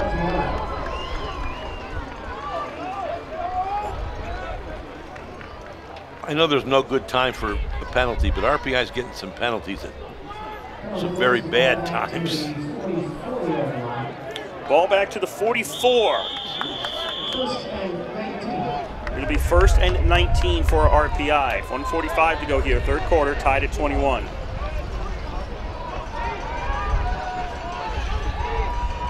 Avery out of the shotgun, fakes the handoff to Schlax, looking to throw. Avery puts the ball up in the air, tipped and incomplete.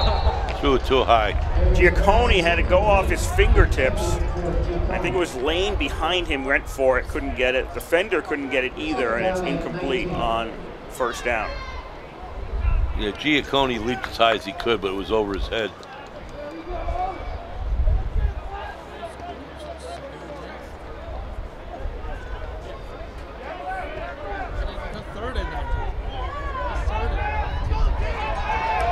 Second down and 19. Three receivers to the right. Giacconi alone on the left. Avery looking left, pass. Giacconi has it at the 38 and stopped. And there's going to be a penalty here. A late hit against Rochester. This will be a first down for RPI. Goddard made it back to the original line of scrimmage for this series of downs, but the extra 15 yards on the late hit will give RPI a first down. He was down on the ground, and then he got hit in the head by another defender. Dead ball, personal foul for targeting on the defense, number 28. That player will be ejected from the game. And ejected from the game is Borgolini. Borgolini for the late hit has been ejected. So he's done for the day. He's another one that was in on a lot of tackles. He was. It was a late hit, but I think what really did it was a hit to the head while the player was already down. I think that the hit to the head is what caused the officials to say, look, you're out of the game at this point. So Borgolini is done. I don't even think he's allowed on the bench. I think he actually has to leave. The result of the play, the extra 15 yards, will get RPI to a 1st and 10 at the Rochester 20. There's 1:26 to go here in the third quarter, tied at 21.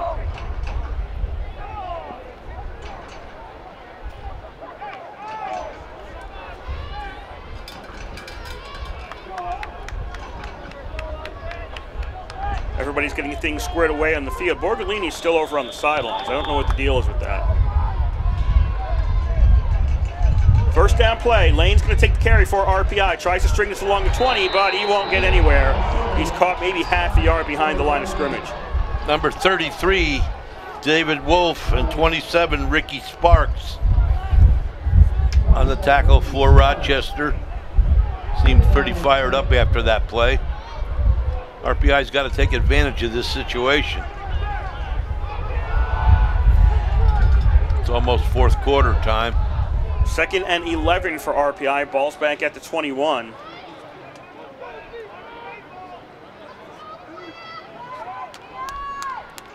Avery out of the shotgun, gives to Schlatt, straight up the middle and stopped at the 17. It's going to make it 3rd and about 6.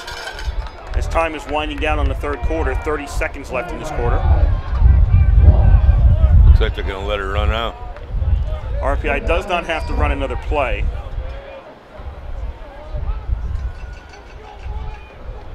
Where's the play clock? Play clock's not running. Oh no, that's off. RPI in no interest to run another play at this point. They'll let the quarter expire. So 45 minutes are done here in Troy, and we are tied at 21 between RPI and Rochester.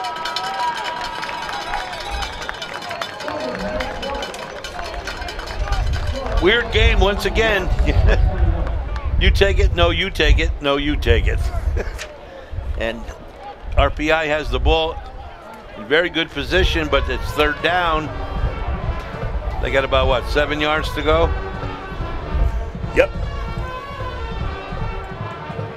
But they're knocking on the door down there. This is an important series. And we are now into the fourth quarter, 21-21. Very early, Merchant Marine leads Springfield 7-0. That's in the first quarter. The only other Liberty League game going on right now, or today.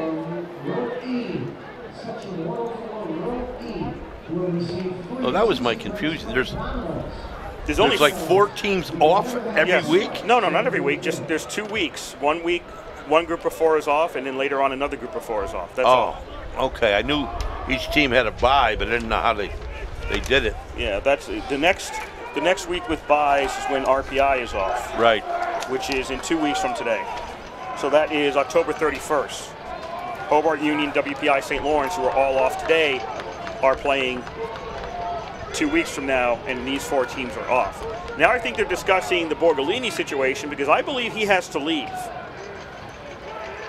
Borgolini, I believe, has to leave the bench area. That must be him walking back towards that bench. And he's picking up his equipment, and he's going to be heading off the field. If you're ejected from the game, you don't get to stay on the sidelines. I mean, this is like baseball. If you get kicked out of the game, you're out of the dugout too. You're gone. So Borgolini has to work his way around the field back to the locker room, which is on this side.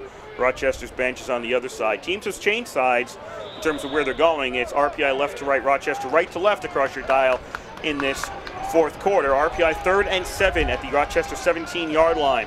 Avery is looking left as he back to throw. Now gets rid of it before he gets hit. It's caught. No, incomplete. It hit a receiver between the 5 and the goal line, popped up in the air. Lane went to grab it in the end zone, but couldn't hold on to it, and it goes incomplete. He almost got it. It went off the legs of Gadar, and then Lane almost had it in the end zone. Now they're going for a field goal. Cap will try a field goal. McHugh, the holder. This is on the right hash mark. This is a 34-yard attempt. The streamers on this side are not moving at all.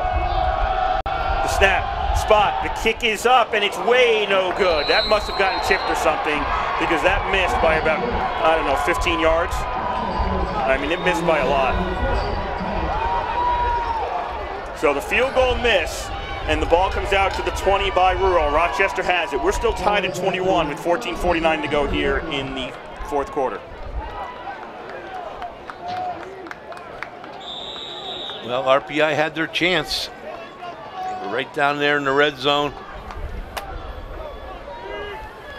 Got a big penalty call on for them, but could not put it in the end zone or get 3 on the board. 1st and 10 at Rochester at their own 20. Changing quarterback for the Yellowjackets. Bronson is in there now. His pass is complete to Wager, but he's out of bounds at the line of scrimmage.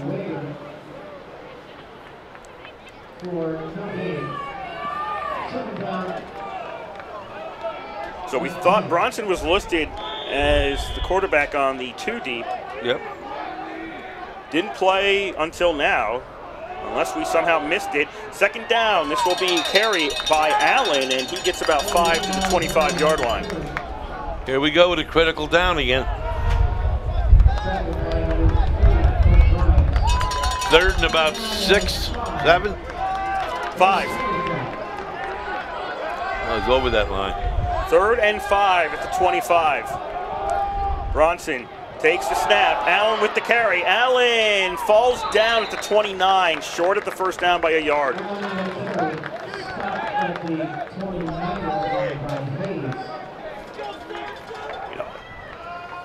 You thinking of staying out there? Keep it on the ground. The ground game's working for Rochester. I say keep the offense out there and run it. In fact, have Bronson run it.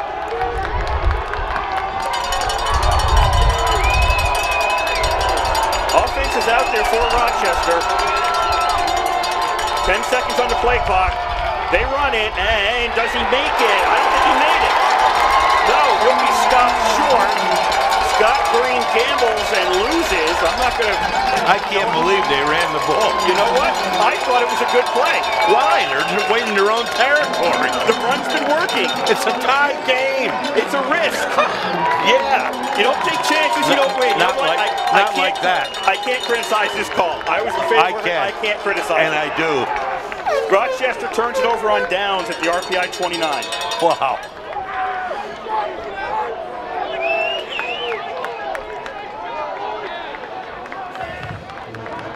Well, the RPI defense stepped up and stuck them. That's what they needed to do, and they did it. 13-16 to go here, fourth quarter. Tied at 21. RPI has it, 1st and 10 at the Rochester 29. Avery fakes the handoff to Lane, has to roll out to his right, has Pill in front of him. Now he throws the ball away on 1st down.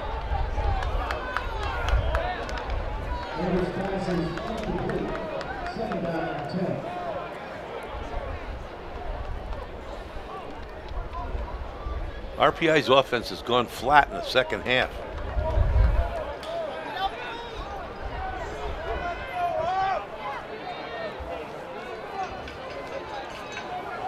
We got the TD, and that's the net.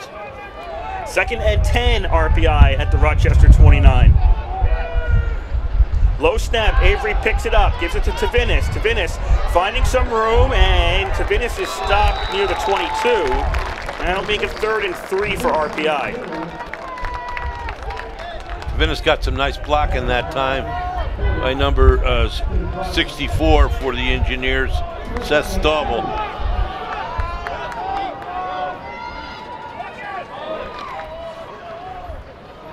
Third and 3.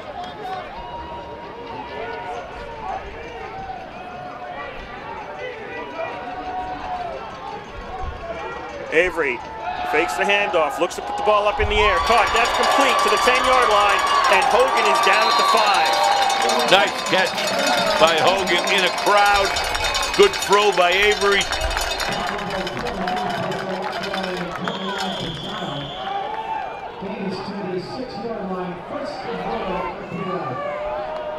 First and goal, RPI at the Rochester 6.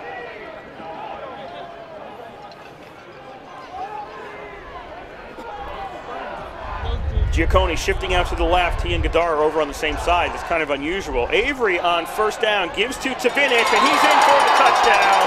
Pick up of 6, and RPI leads 27-21. All right, that's what they needed to do, and they did it.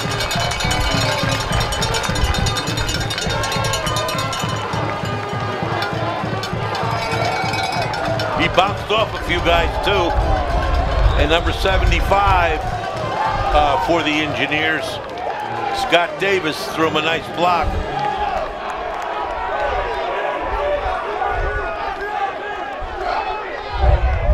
RPI short a man on the kicking team. Now they have 11 out there. Snap the spot, the kick is up, and the kick is good. We have 12:01 to go here in the fourth quarter. RPI 28, Rochester 21. Boy, it hasn't been dull this year, has it, Kurt? Nope.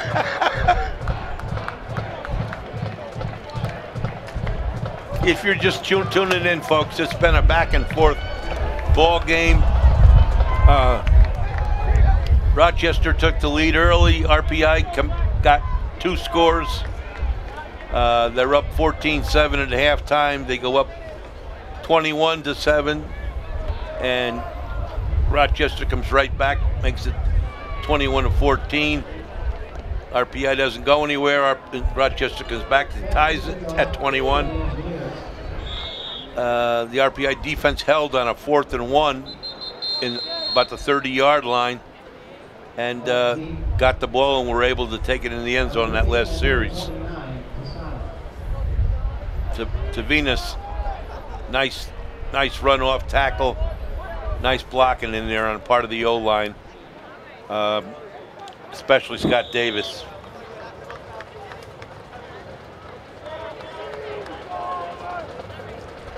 They better cover this kick well. Kick is taken by Pisano at around the 15 to the 20. Pisano to the 25, 30, close to the 30, and that's going to be it for Pisano. It's getting a little testy out there, but there won't be any flags on that play. So Rochester down by 7 with 11:55 to go. They'll be starting out right around where they needed to get to last time. Sam Barrett on the tackle. On special teams. Rochester takes over with 11:55 to go in the ball game. Bronson is out there at QB for Rochester. 4 wide receivers, handoff on first down, goes out to block, is back, is going to get caught behind the line of scrimmage. That's perfect, man. Malik Joseph just nailed him. The big guy was all over him. Back at the 28. There was a loss of 2 on that play. Loss is 2. Second down and 12.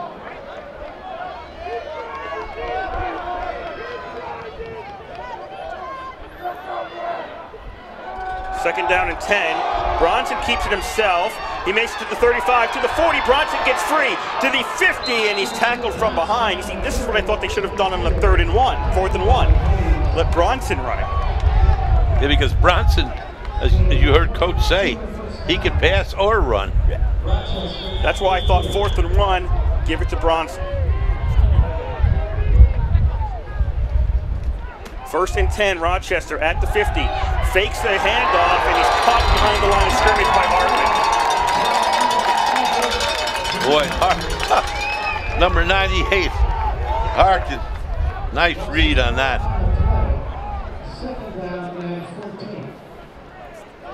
Second and 14 for Rochester, back at their own 46. RPI leads 28-21. Can't let them get a first down. They got to shut them down. 10:55 to go here in the 4th quarter. Bronson looks to run this one again, keeps stringing this one out. Now heads upfield, and he's stopped near the 50. It'll be 3rd and 10 for Rochester.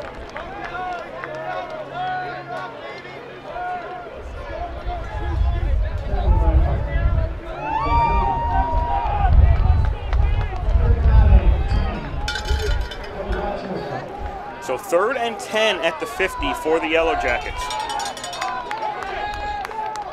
3 receivers left, 1 right. Bronson out of the shotgun. Looks to put the ball up in the air, doesn't see anything. Has to roll out to his left. He's got some room over on this side if he wants to run the ball. He'll start running it now. Bronson stopped at the 45, and I think he can still go for it here on 4th down. 26, Gahagan on the stop. Will be stopped. There's an injured Yellow Jacket player, and that will result in an official timeout. 10:01 to go here, 4th quarter. RPI 28, Rochester 21.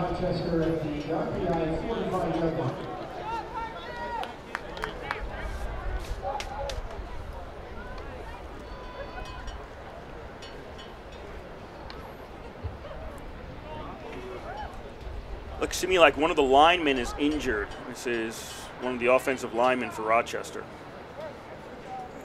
because I only count 4 other guys out there for the Yellow Jackets. Looks like they're looking at a leg.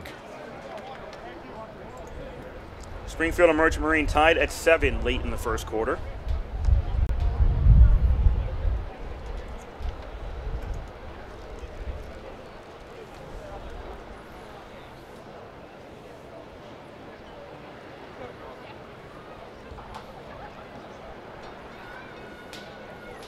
A moderate crowd here at the East Campus Stadium. The sun is shining again. It was kind of gray for a while. Now the sun is out and shining, but it's still only in the 40s. I think the high 40s here in Troy. The wind has picked up, though. Yes.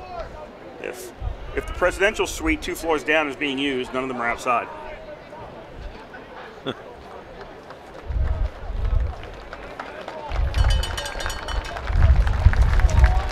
That was number 67.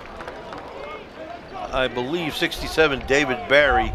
He's an offensive lineman, 6'2", 275 from Lebanon, New Jersey. And we certainly hope he's all right. 4th down, Rochester keeps the offense out there. 4th and 5 at the RPI 45-yard line. Redfern is in at quarterback now. Takes a snap.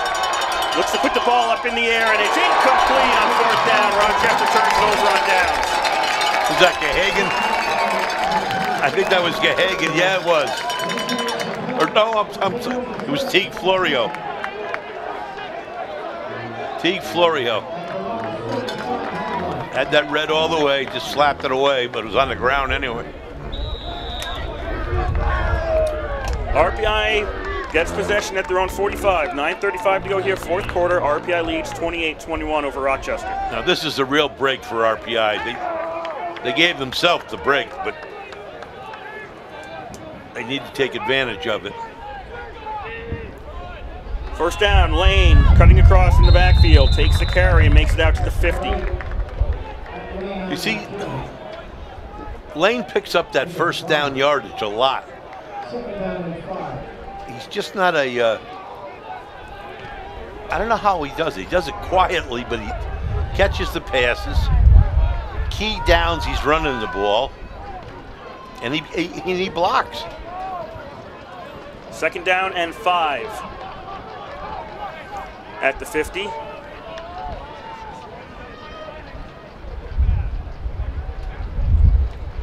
Avery hands off to Schlatt. He's caught in the backfield, and he'll lose a yard to the 49. That makes it 3rd and 6 for RPI.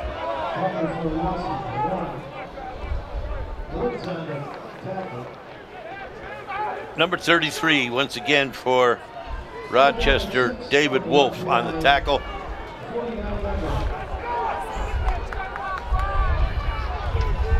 RPI just needs to get a 1st down. They've had a slant pattern to the outside, right along the sideline to Hogan. It's been worked pretty well all year. 3rd down and 6. Avery out of the shotgun. It's a 4-man rush. He's got time. Dishes it off short. This will be a 1st down. Lane's got it, and he's to the 35 of Rochester. There he is once again. Mr. Everything. 1st and 10 RPI at the Rochester 35. 8:05 to go, 4th quarter. RPI leads 28-21.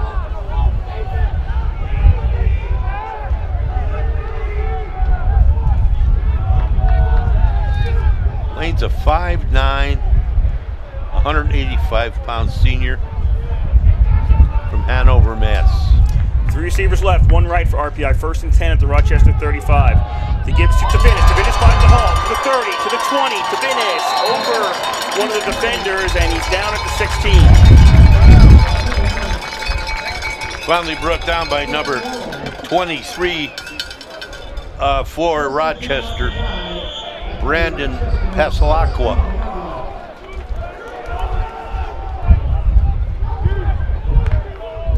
First and 10 RPI at the Rochester 16. 7:25 to go, 4th quarter. RPI leads 28-21.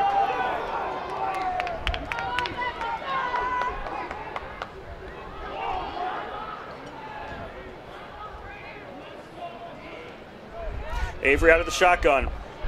Gives it to Tavinis. Tavinis crosses the line of scrimmage, gets hit. He's stopped near the 12.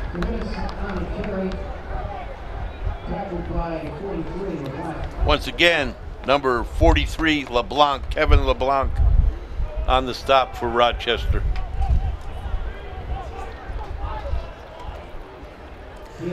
Second and 7, 6:45 to go, 4th quarter. RPI at the Rochester 13.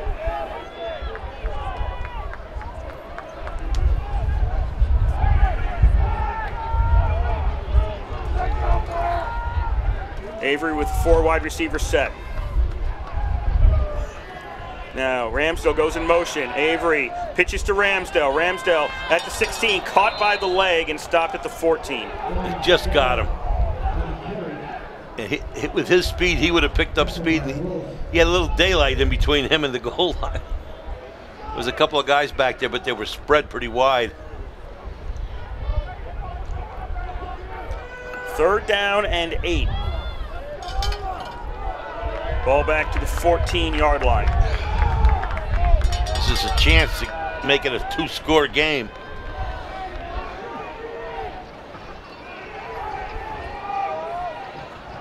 Schlatt is in the backfield now with Avery. Avery takes the snap, looking downfield. He's under pressure, throws, that's complete to Ramsdale, and he's got a first down to the 5-yard line.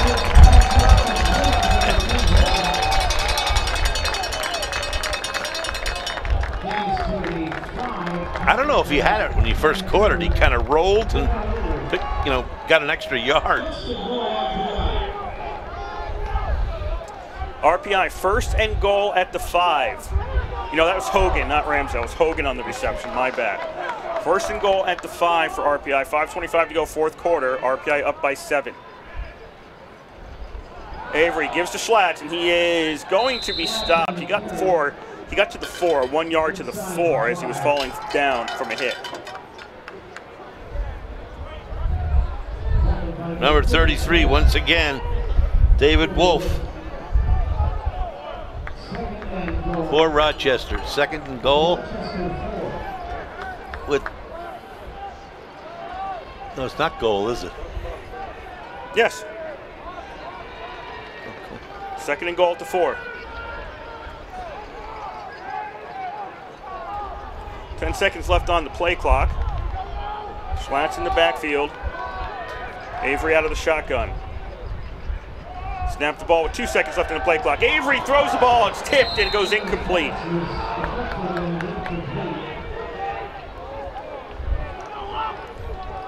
Third and goal from the 4 for RPI.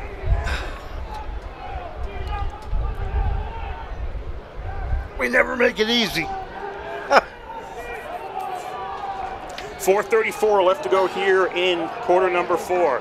RPI looking to make it a 2-score game. They did lead by 2 scores earlier in the game, but immediately gave up a touchdown on the next drive. Very quickly gave up a touchdown. Avery drops back looking to throw and batted down by the D. And you know what? Great play by Mender. He not only batted it down, he was engaged with an offensive lineman at the time. Yes, as he was. Get his hand up. That's a really good play. It was a good play. Now let's see if they take a field goal shot or not. 4:29 to go. Fourth and goal from the 4.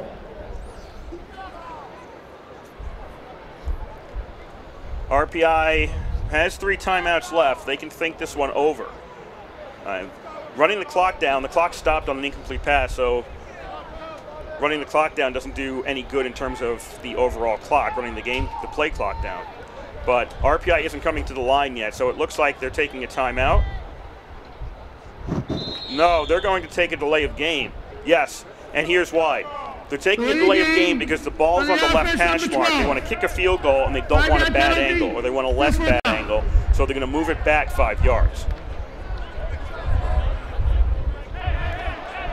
So Cap's going to come out. If I'm Rochester, they're declining the penalty because they want Cap to take the bad angle. So it doesn't work.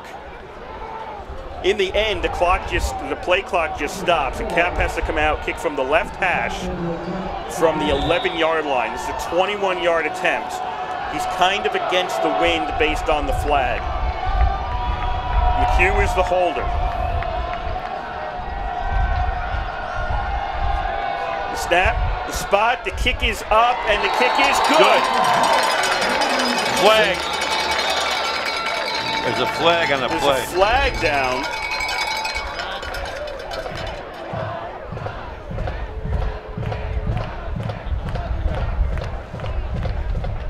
Personal foul, roughing the kicker on the defense, number 29. Roughing the kicker. Roughing the kicker against. First down. Roughing the kicker against Rochester, so are they taking the points off the board?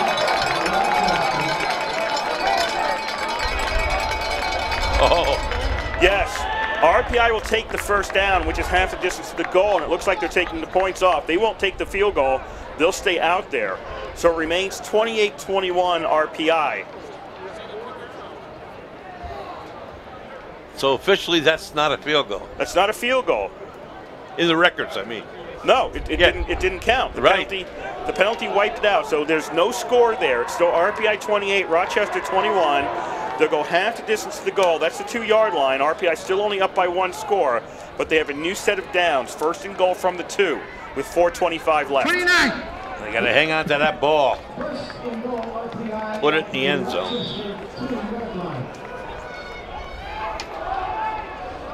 Avery out of the shotgun. Gadar and Giacone to the left. And this is Schlags on first down. And where is he? In for the touchdown. So it works. RPI leads 34-21.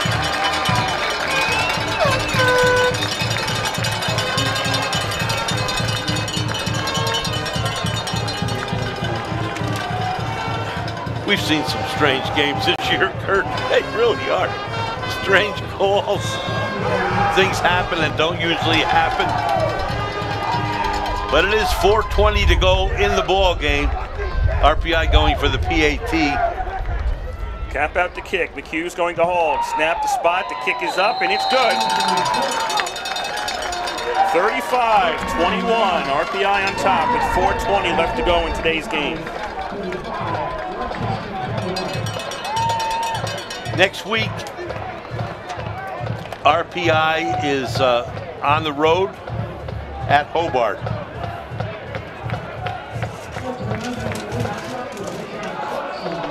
It'll be, I think, the only game I'll miss this year.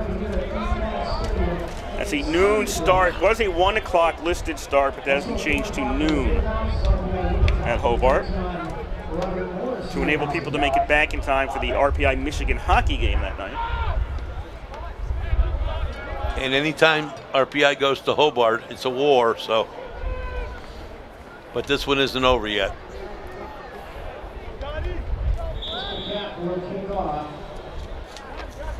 I love the way RPI comes back. They just come back all the time.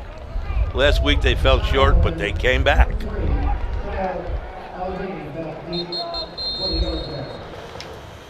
Ball falls off the tee before Cap can kick it away. Rochester needs 2 TDs in the next 4:20.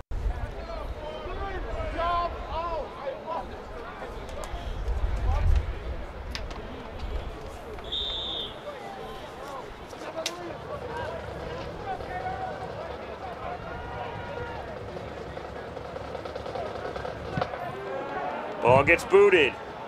Bounces around, taken at the 15-yard line to the 20, 25, and breaking a couple of tackles, but now getting caught at the 28 as Allegrini.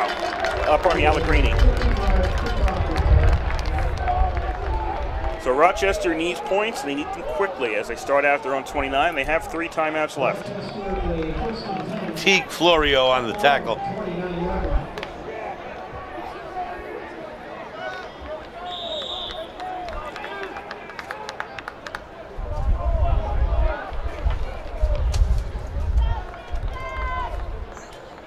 Still tied at 7, Merchant Marine and Springfield in the second quarter.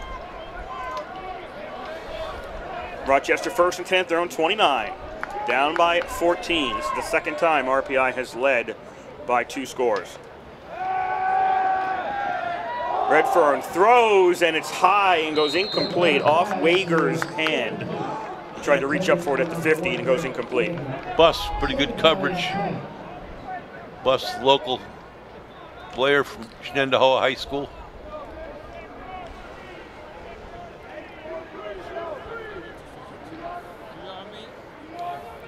Second and 10 at the 29 for Rochester.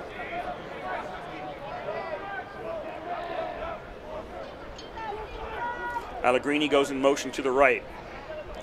Redfern out of the shotgun, pump fake to the right. Now puts the ball up in the air, wide open, but overthrown is Wager. Incomplete onto the Rochester sideline, and quickly Rochester's in the 3rd and 10. Well, they got to go 4 downs, no matter where they are now, right? No, they were going 4 downs earlier. Might as well do it now.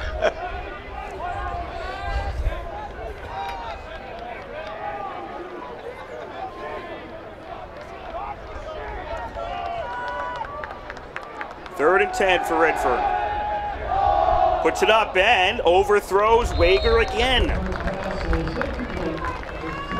Well, that turned out to be the big. One play is never it, but that play by the defense on 4th and 1 was a huge play, especially momentum-wise.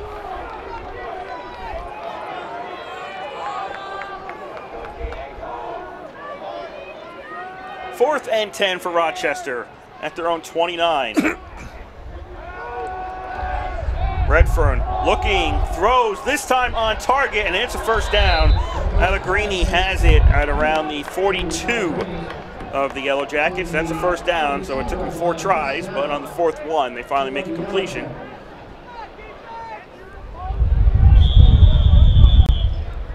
And Rochester moves the chains. 3:45 to go, 4th quarter. RPI up 35-21. Redfern under pressure, throws this one out of bounds. Again, Allegrini was the intended recipient of that pass, but he couldn't get to it before it sailed into his sideline. 2nd down and 10, Rochester at their own 42. Malik Joseph is having some problems back there. He's got a bad forearm, I think. It looks like he's not holding his leg, but his arm, I think.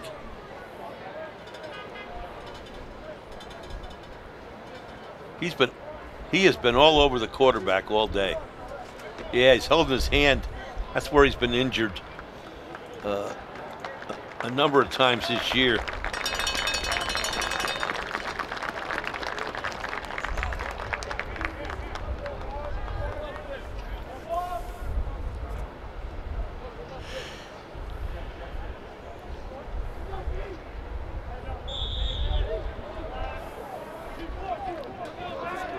Boy, this is the longest 4 minutes I've ever seen in my life.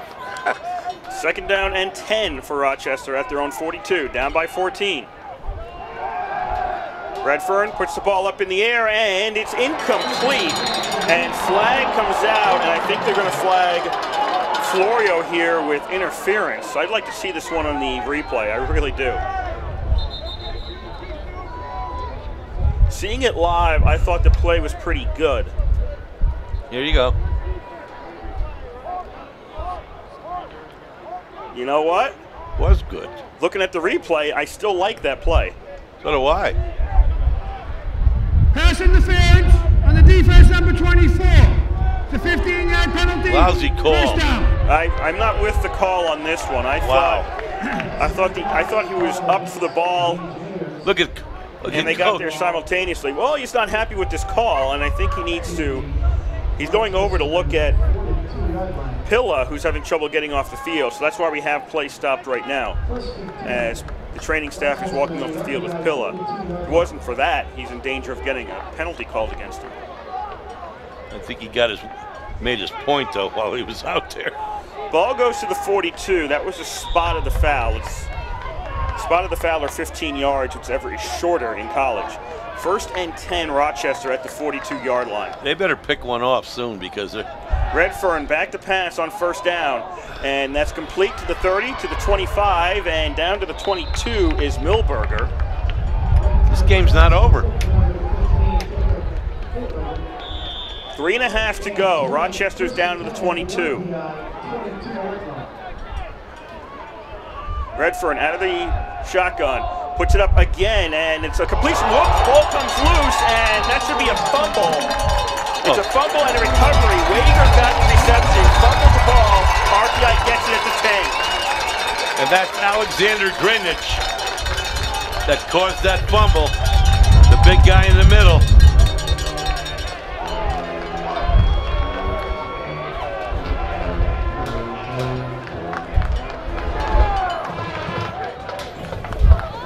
.319 to go here in the 4th quarter. RPI 35, Rochester 21. RPI just got the ball on a Rochester fumble at the RPI 10. Rochester does have I can't say we're lucky because he went for the ball and got it. Rochester has 3 timeouts left, so RPI cannot run the clock out unless they start getting some first downs. Avery under center, hands off to Schlatt's on 1st down. He makes it to the 16. Good run. If I'm Rochester, I'm burning timeouts now.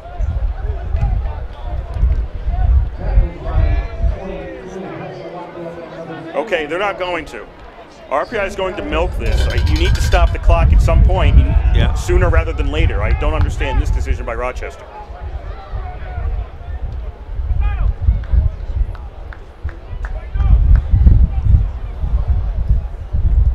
If you stop RPI here on 3 downs and force him to punt. All this time has gone off the clock. Avery hands off to Schlatt on 2nd down, runs to the left, and he's spun down short of the 20. It'll be 3rd and about 1 for RPI. 2:25 to go in the 4th quarter as the clock continues to run. RPI leading 35-21 over Rochester. What's that? What yard line is that marker on? It's hard to tell from this 10. angle. Well, RPI got the ball at the 10. They got to make the 20, and they're short of the 20 right now. And there's an injured Rochester player.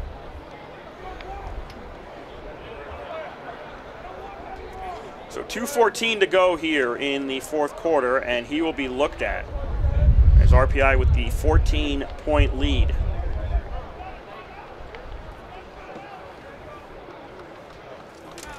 For Rochester, that is Marone. That was the equivalent of a timeout. You realize that? Well, they're going to restart the clock again. I know. They got to talk anyway. Right. They can talk all they want. Time to me is critical at this point. Oh, it is, but You know. still. We're coming down on 2 minutes to go. RPI doesn't have to snap the ball until there's like a minute and a half, until there's like 1:35 left in the game. Yeah, it's 20 seconds to go on a play clock. So RPI is just going to keep waiting and waiting and waiting. They get down to about 7 seconds normally. There's 8. 5 seconds to go on the play clock, 1:40 in the game. Avery hands off, and this will be a 1st down for RPI. And Rochester now calls a timeout. Do they? The clock stops on the movement of the chains. Is Rochester going to stop it? Number 23 once again. Pasalacqua, Brandon on the tackle. No. Rochester will not stop the clock. And if they don't, RPI can take some knees and run this one out. 10 seconds left in the play clock, 1:15 left in the game clock. Avery is going to go under center and take a knee. He does. So Rochester is content at this point. Oh, now they're taking a timeout. Rochester has called a timeout. Okay. That's strange. I don't understand this at all. I don't either. I don't know what they're doing. They're going to force RPI to run plays. That's what they're doing right now. Because RPI either gets a 1st down or they have to give up the ball to Rochester. So they need to start running plays at this point. Or they steal it out of their hands. Well, it's going to be tough. If Avery takes a knee, that's going to be tough. Yes, it is. So RPI now has to think about this. 1:03 left to go in today's game. RPI 35, Rochester 21. 2nd and 10 at the 22.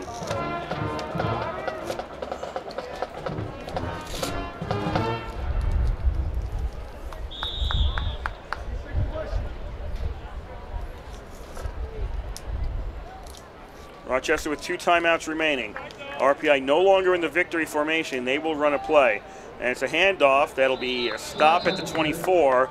And now Rochester takes a timeout with 57.8 seconds left. That's their 2nd timeout. Rochester has called their 2nd timeout of the half. They have 1 remaining.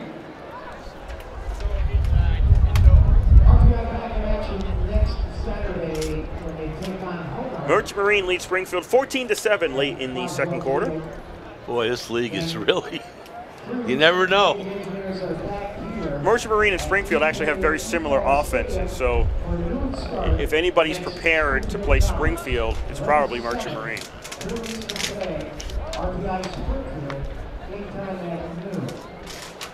They're on RPI's next home game, correct?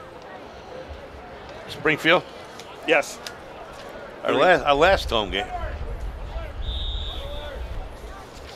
Unless we get some kind of a season-ending playoff situation. 3rd down and 8.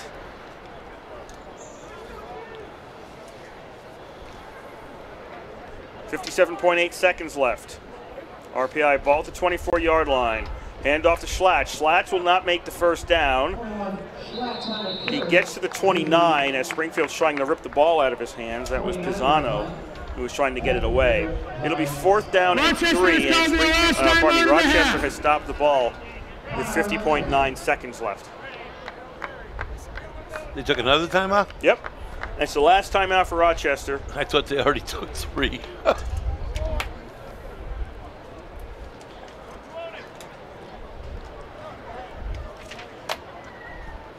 RPI now with a 4th down. Rochester, they get the ball back. I mean, they've got to score, onside kick, and score. Not a lot of time left. I still think those timeouts should have been taken once RPI got the ball.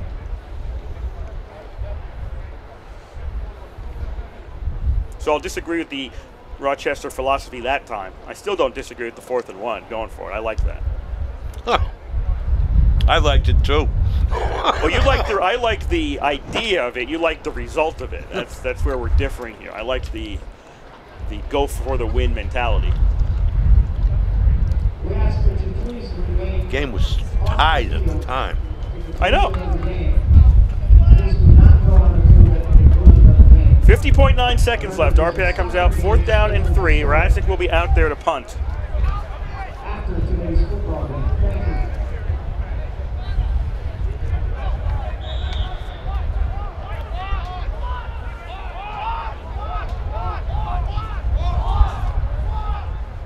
Rochester rooting for a block here, or somebody is.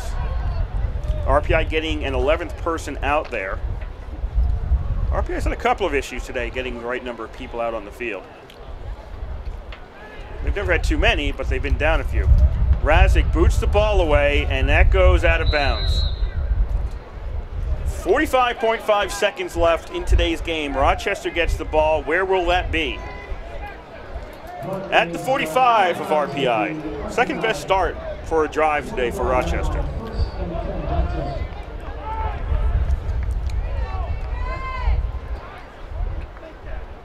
Last chance for the Yellowjackets. They trail 35-21 here in Troy.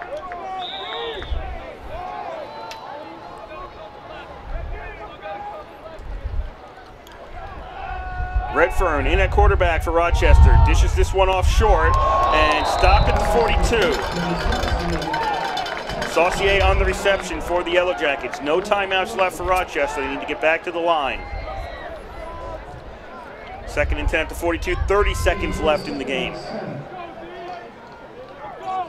Redfern with 4 wideouts. Puts the ball up along the sidelines, and the receiver gets it and now runs out of bounds at the 32. That was Wager, who fumbled the ball on the last Rochester possession down at the 10-yard line. He's out with 19.4 seconds left.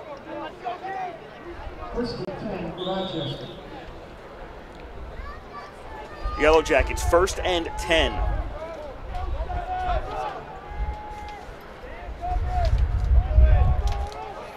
We'll put 3 receivers on the right.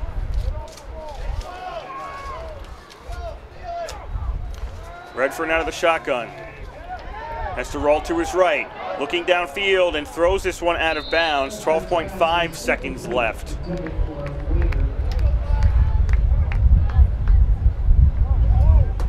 I'm going to have to try to get stats in order to pick my stars because this is a crazy game. 2nd and 10. That's ball to 32. 12.5 seconds left. I think we're pretty safe to say it's low the amount of time remaining. You could possibly score a TD, onside kick, score a TD.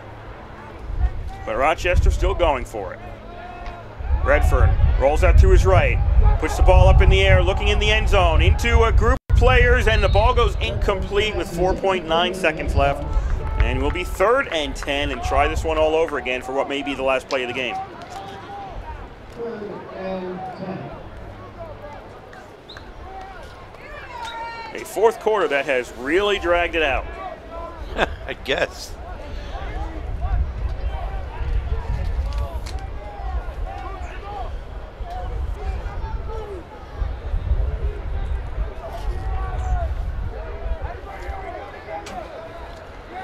Third and 10. Redfern, as time's winding down in today's game, puts the ball up in the air, end zone, and I don't know what happened to it. It's out of bounds, incomplete, and that's it. It's over with. Clock's expired. RPI defeats Rochester 35-21 here in Troy.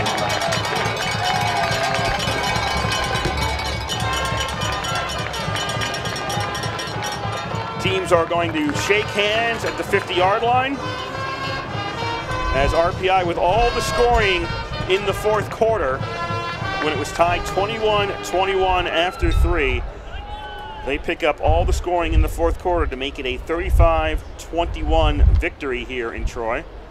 Keep their title dreams alive at 3-1. Obviously, they need St. Lawrence to take really 2 losses at this point. Rochester, their title dreams are pretty much done with. They need to vault ahead of St. Lawrence and RPI, and in order to do that, they've also got to have other people beat them. So it's a very complicated situation if Rochester wants to move on ahead and win the league. The tiebreakers and all that it's going to be pretty tough for Rochester to make it, but RPI still in the mix, picking up the 35-21 victory here in Troy. Just a reminder, there will be hockey tonight at 11:05 p.m. out in Alaska. That's coming up for our next sports broadcast after today, so nobody forget about the hockey game later on tonight. But if you're RPI, you're coming off the field today with a pretty confident victory over these Rochester Yellowjackets. Rochester got the early lead, RPI tied it, and after that, RPI never trailed in this game. They led by as many as 2 scores twice and ultimately won by 2 scores. And it got, again, tied in the third quarter. The game was tied 21-all at one point, but RPI never trailed after they met the first score by Rochester today, and RPI with the 35-21 victory. Do you have live stats on? I do not have the RPI live stats up right now. Okay. I got to go with the stats for 3 quarters. Let me run down the scoring for you in today's game. Rochester scored first, 10:39 to go in the first. Saucier with a 2-yard run. Haber's kick made it 7-0. The ensuing kickoff was run back 84 yards by Ramsdell, and Cap's kick tied it at 7. That was at 10:26 to go in the first quarter. And then at 4:08 to go in the first quarter, Schlatt with a 15-yard run. Cap's kick made it 14-7 in RPI's favor.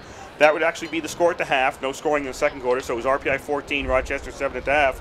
In the third, with 8:09 to go in the third quarter, Lane with a 2-yard run. Cap made the extra point, made it 21-7 RPI. That didn't last long because at 7:52, the first play of the next drive, Saucier with a 69-yard run. Haber's kick closed Rochester to within 7. RPI had a 3-and-out on their next drive, and Rochester got the ball back, and Allegrini got a 26-yard touchdown pass from Redfern. Haber's kick with 5:41 to go in the third tied it at 21. That was the score going into the fourth quarter.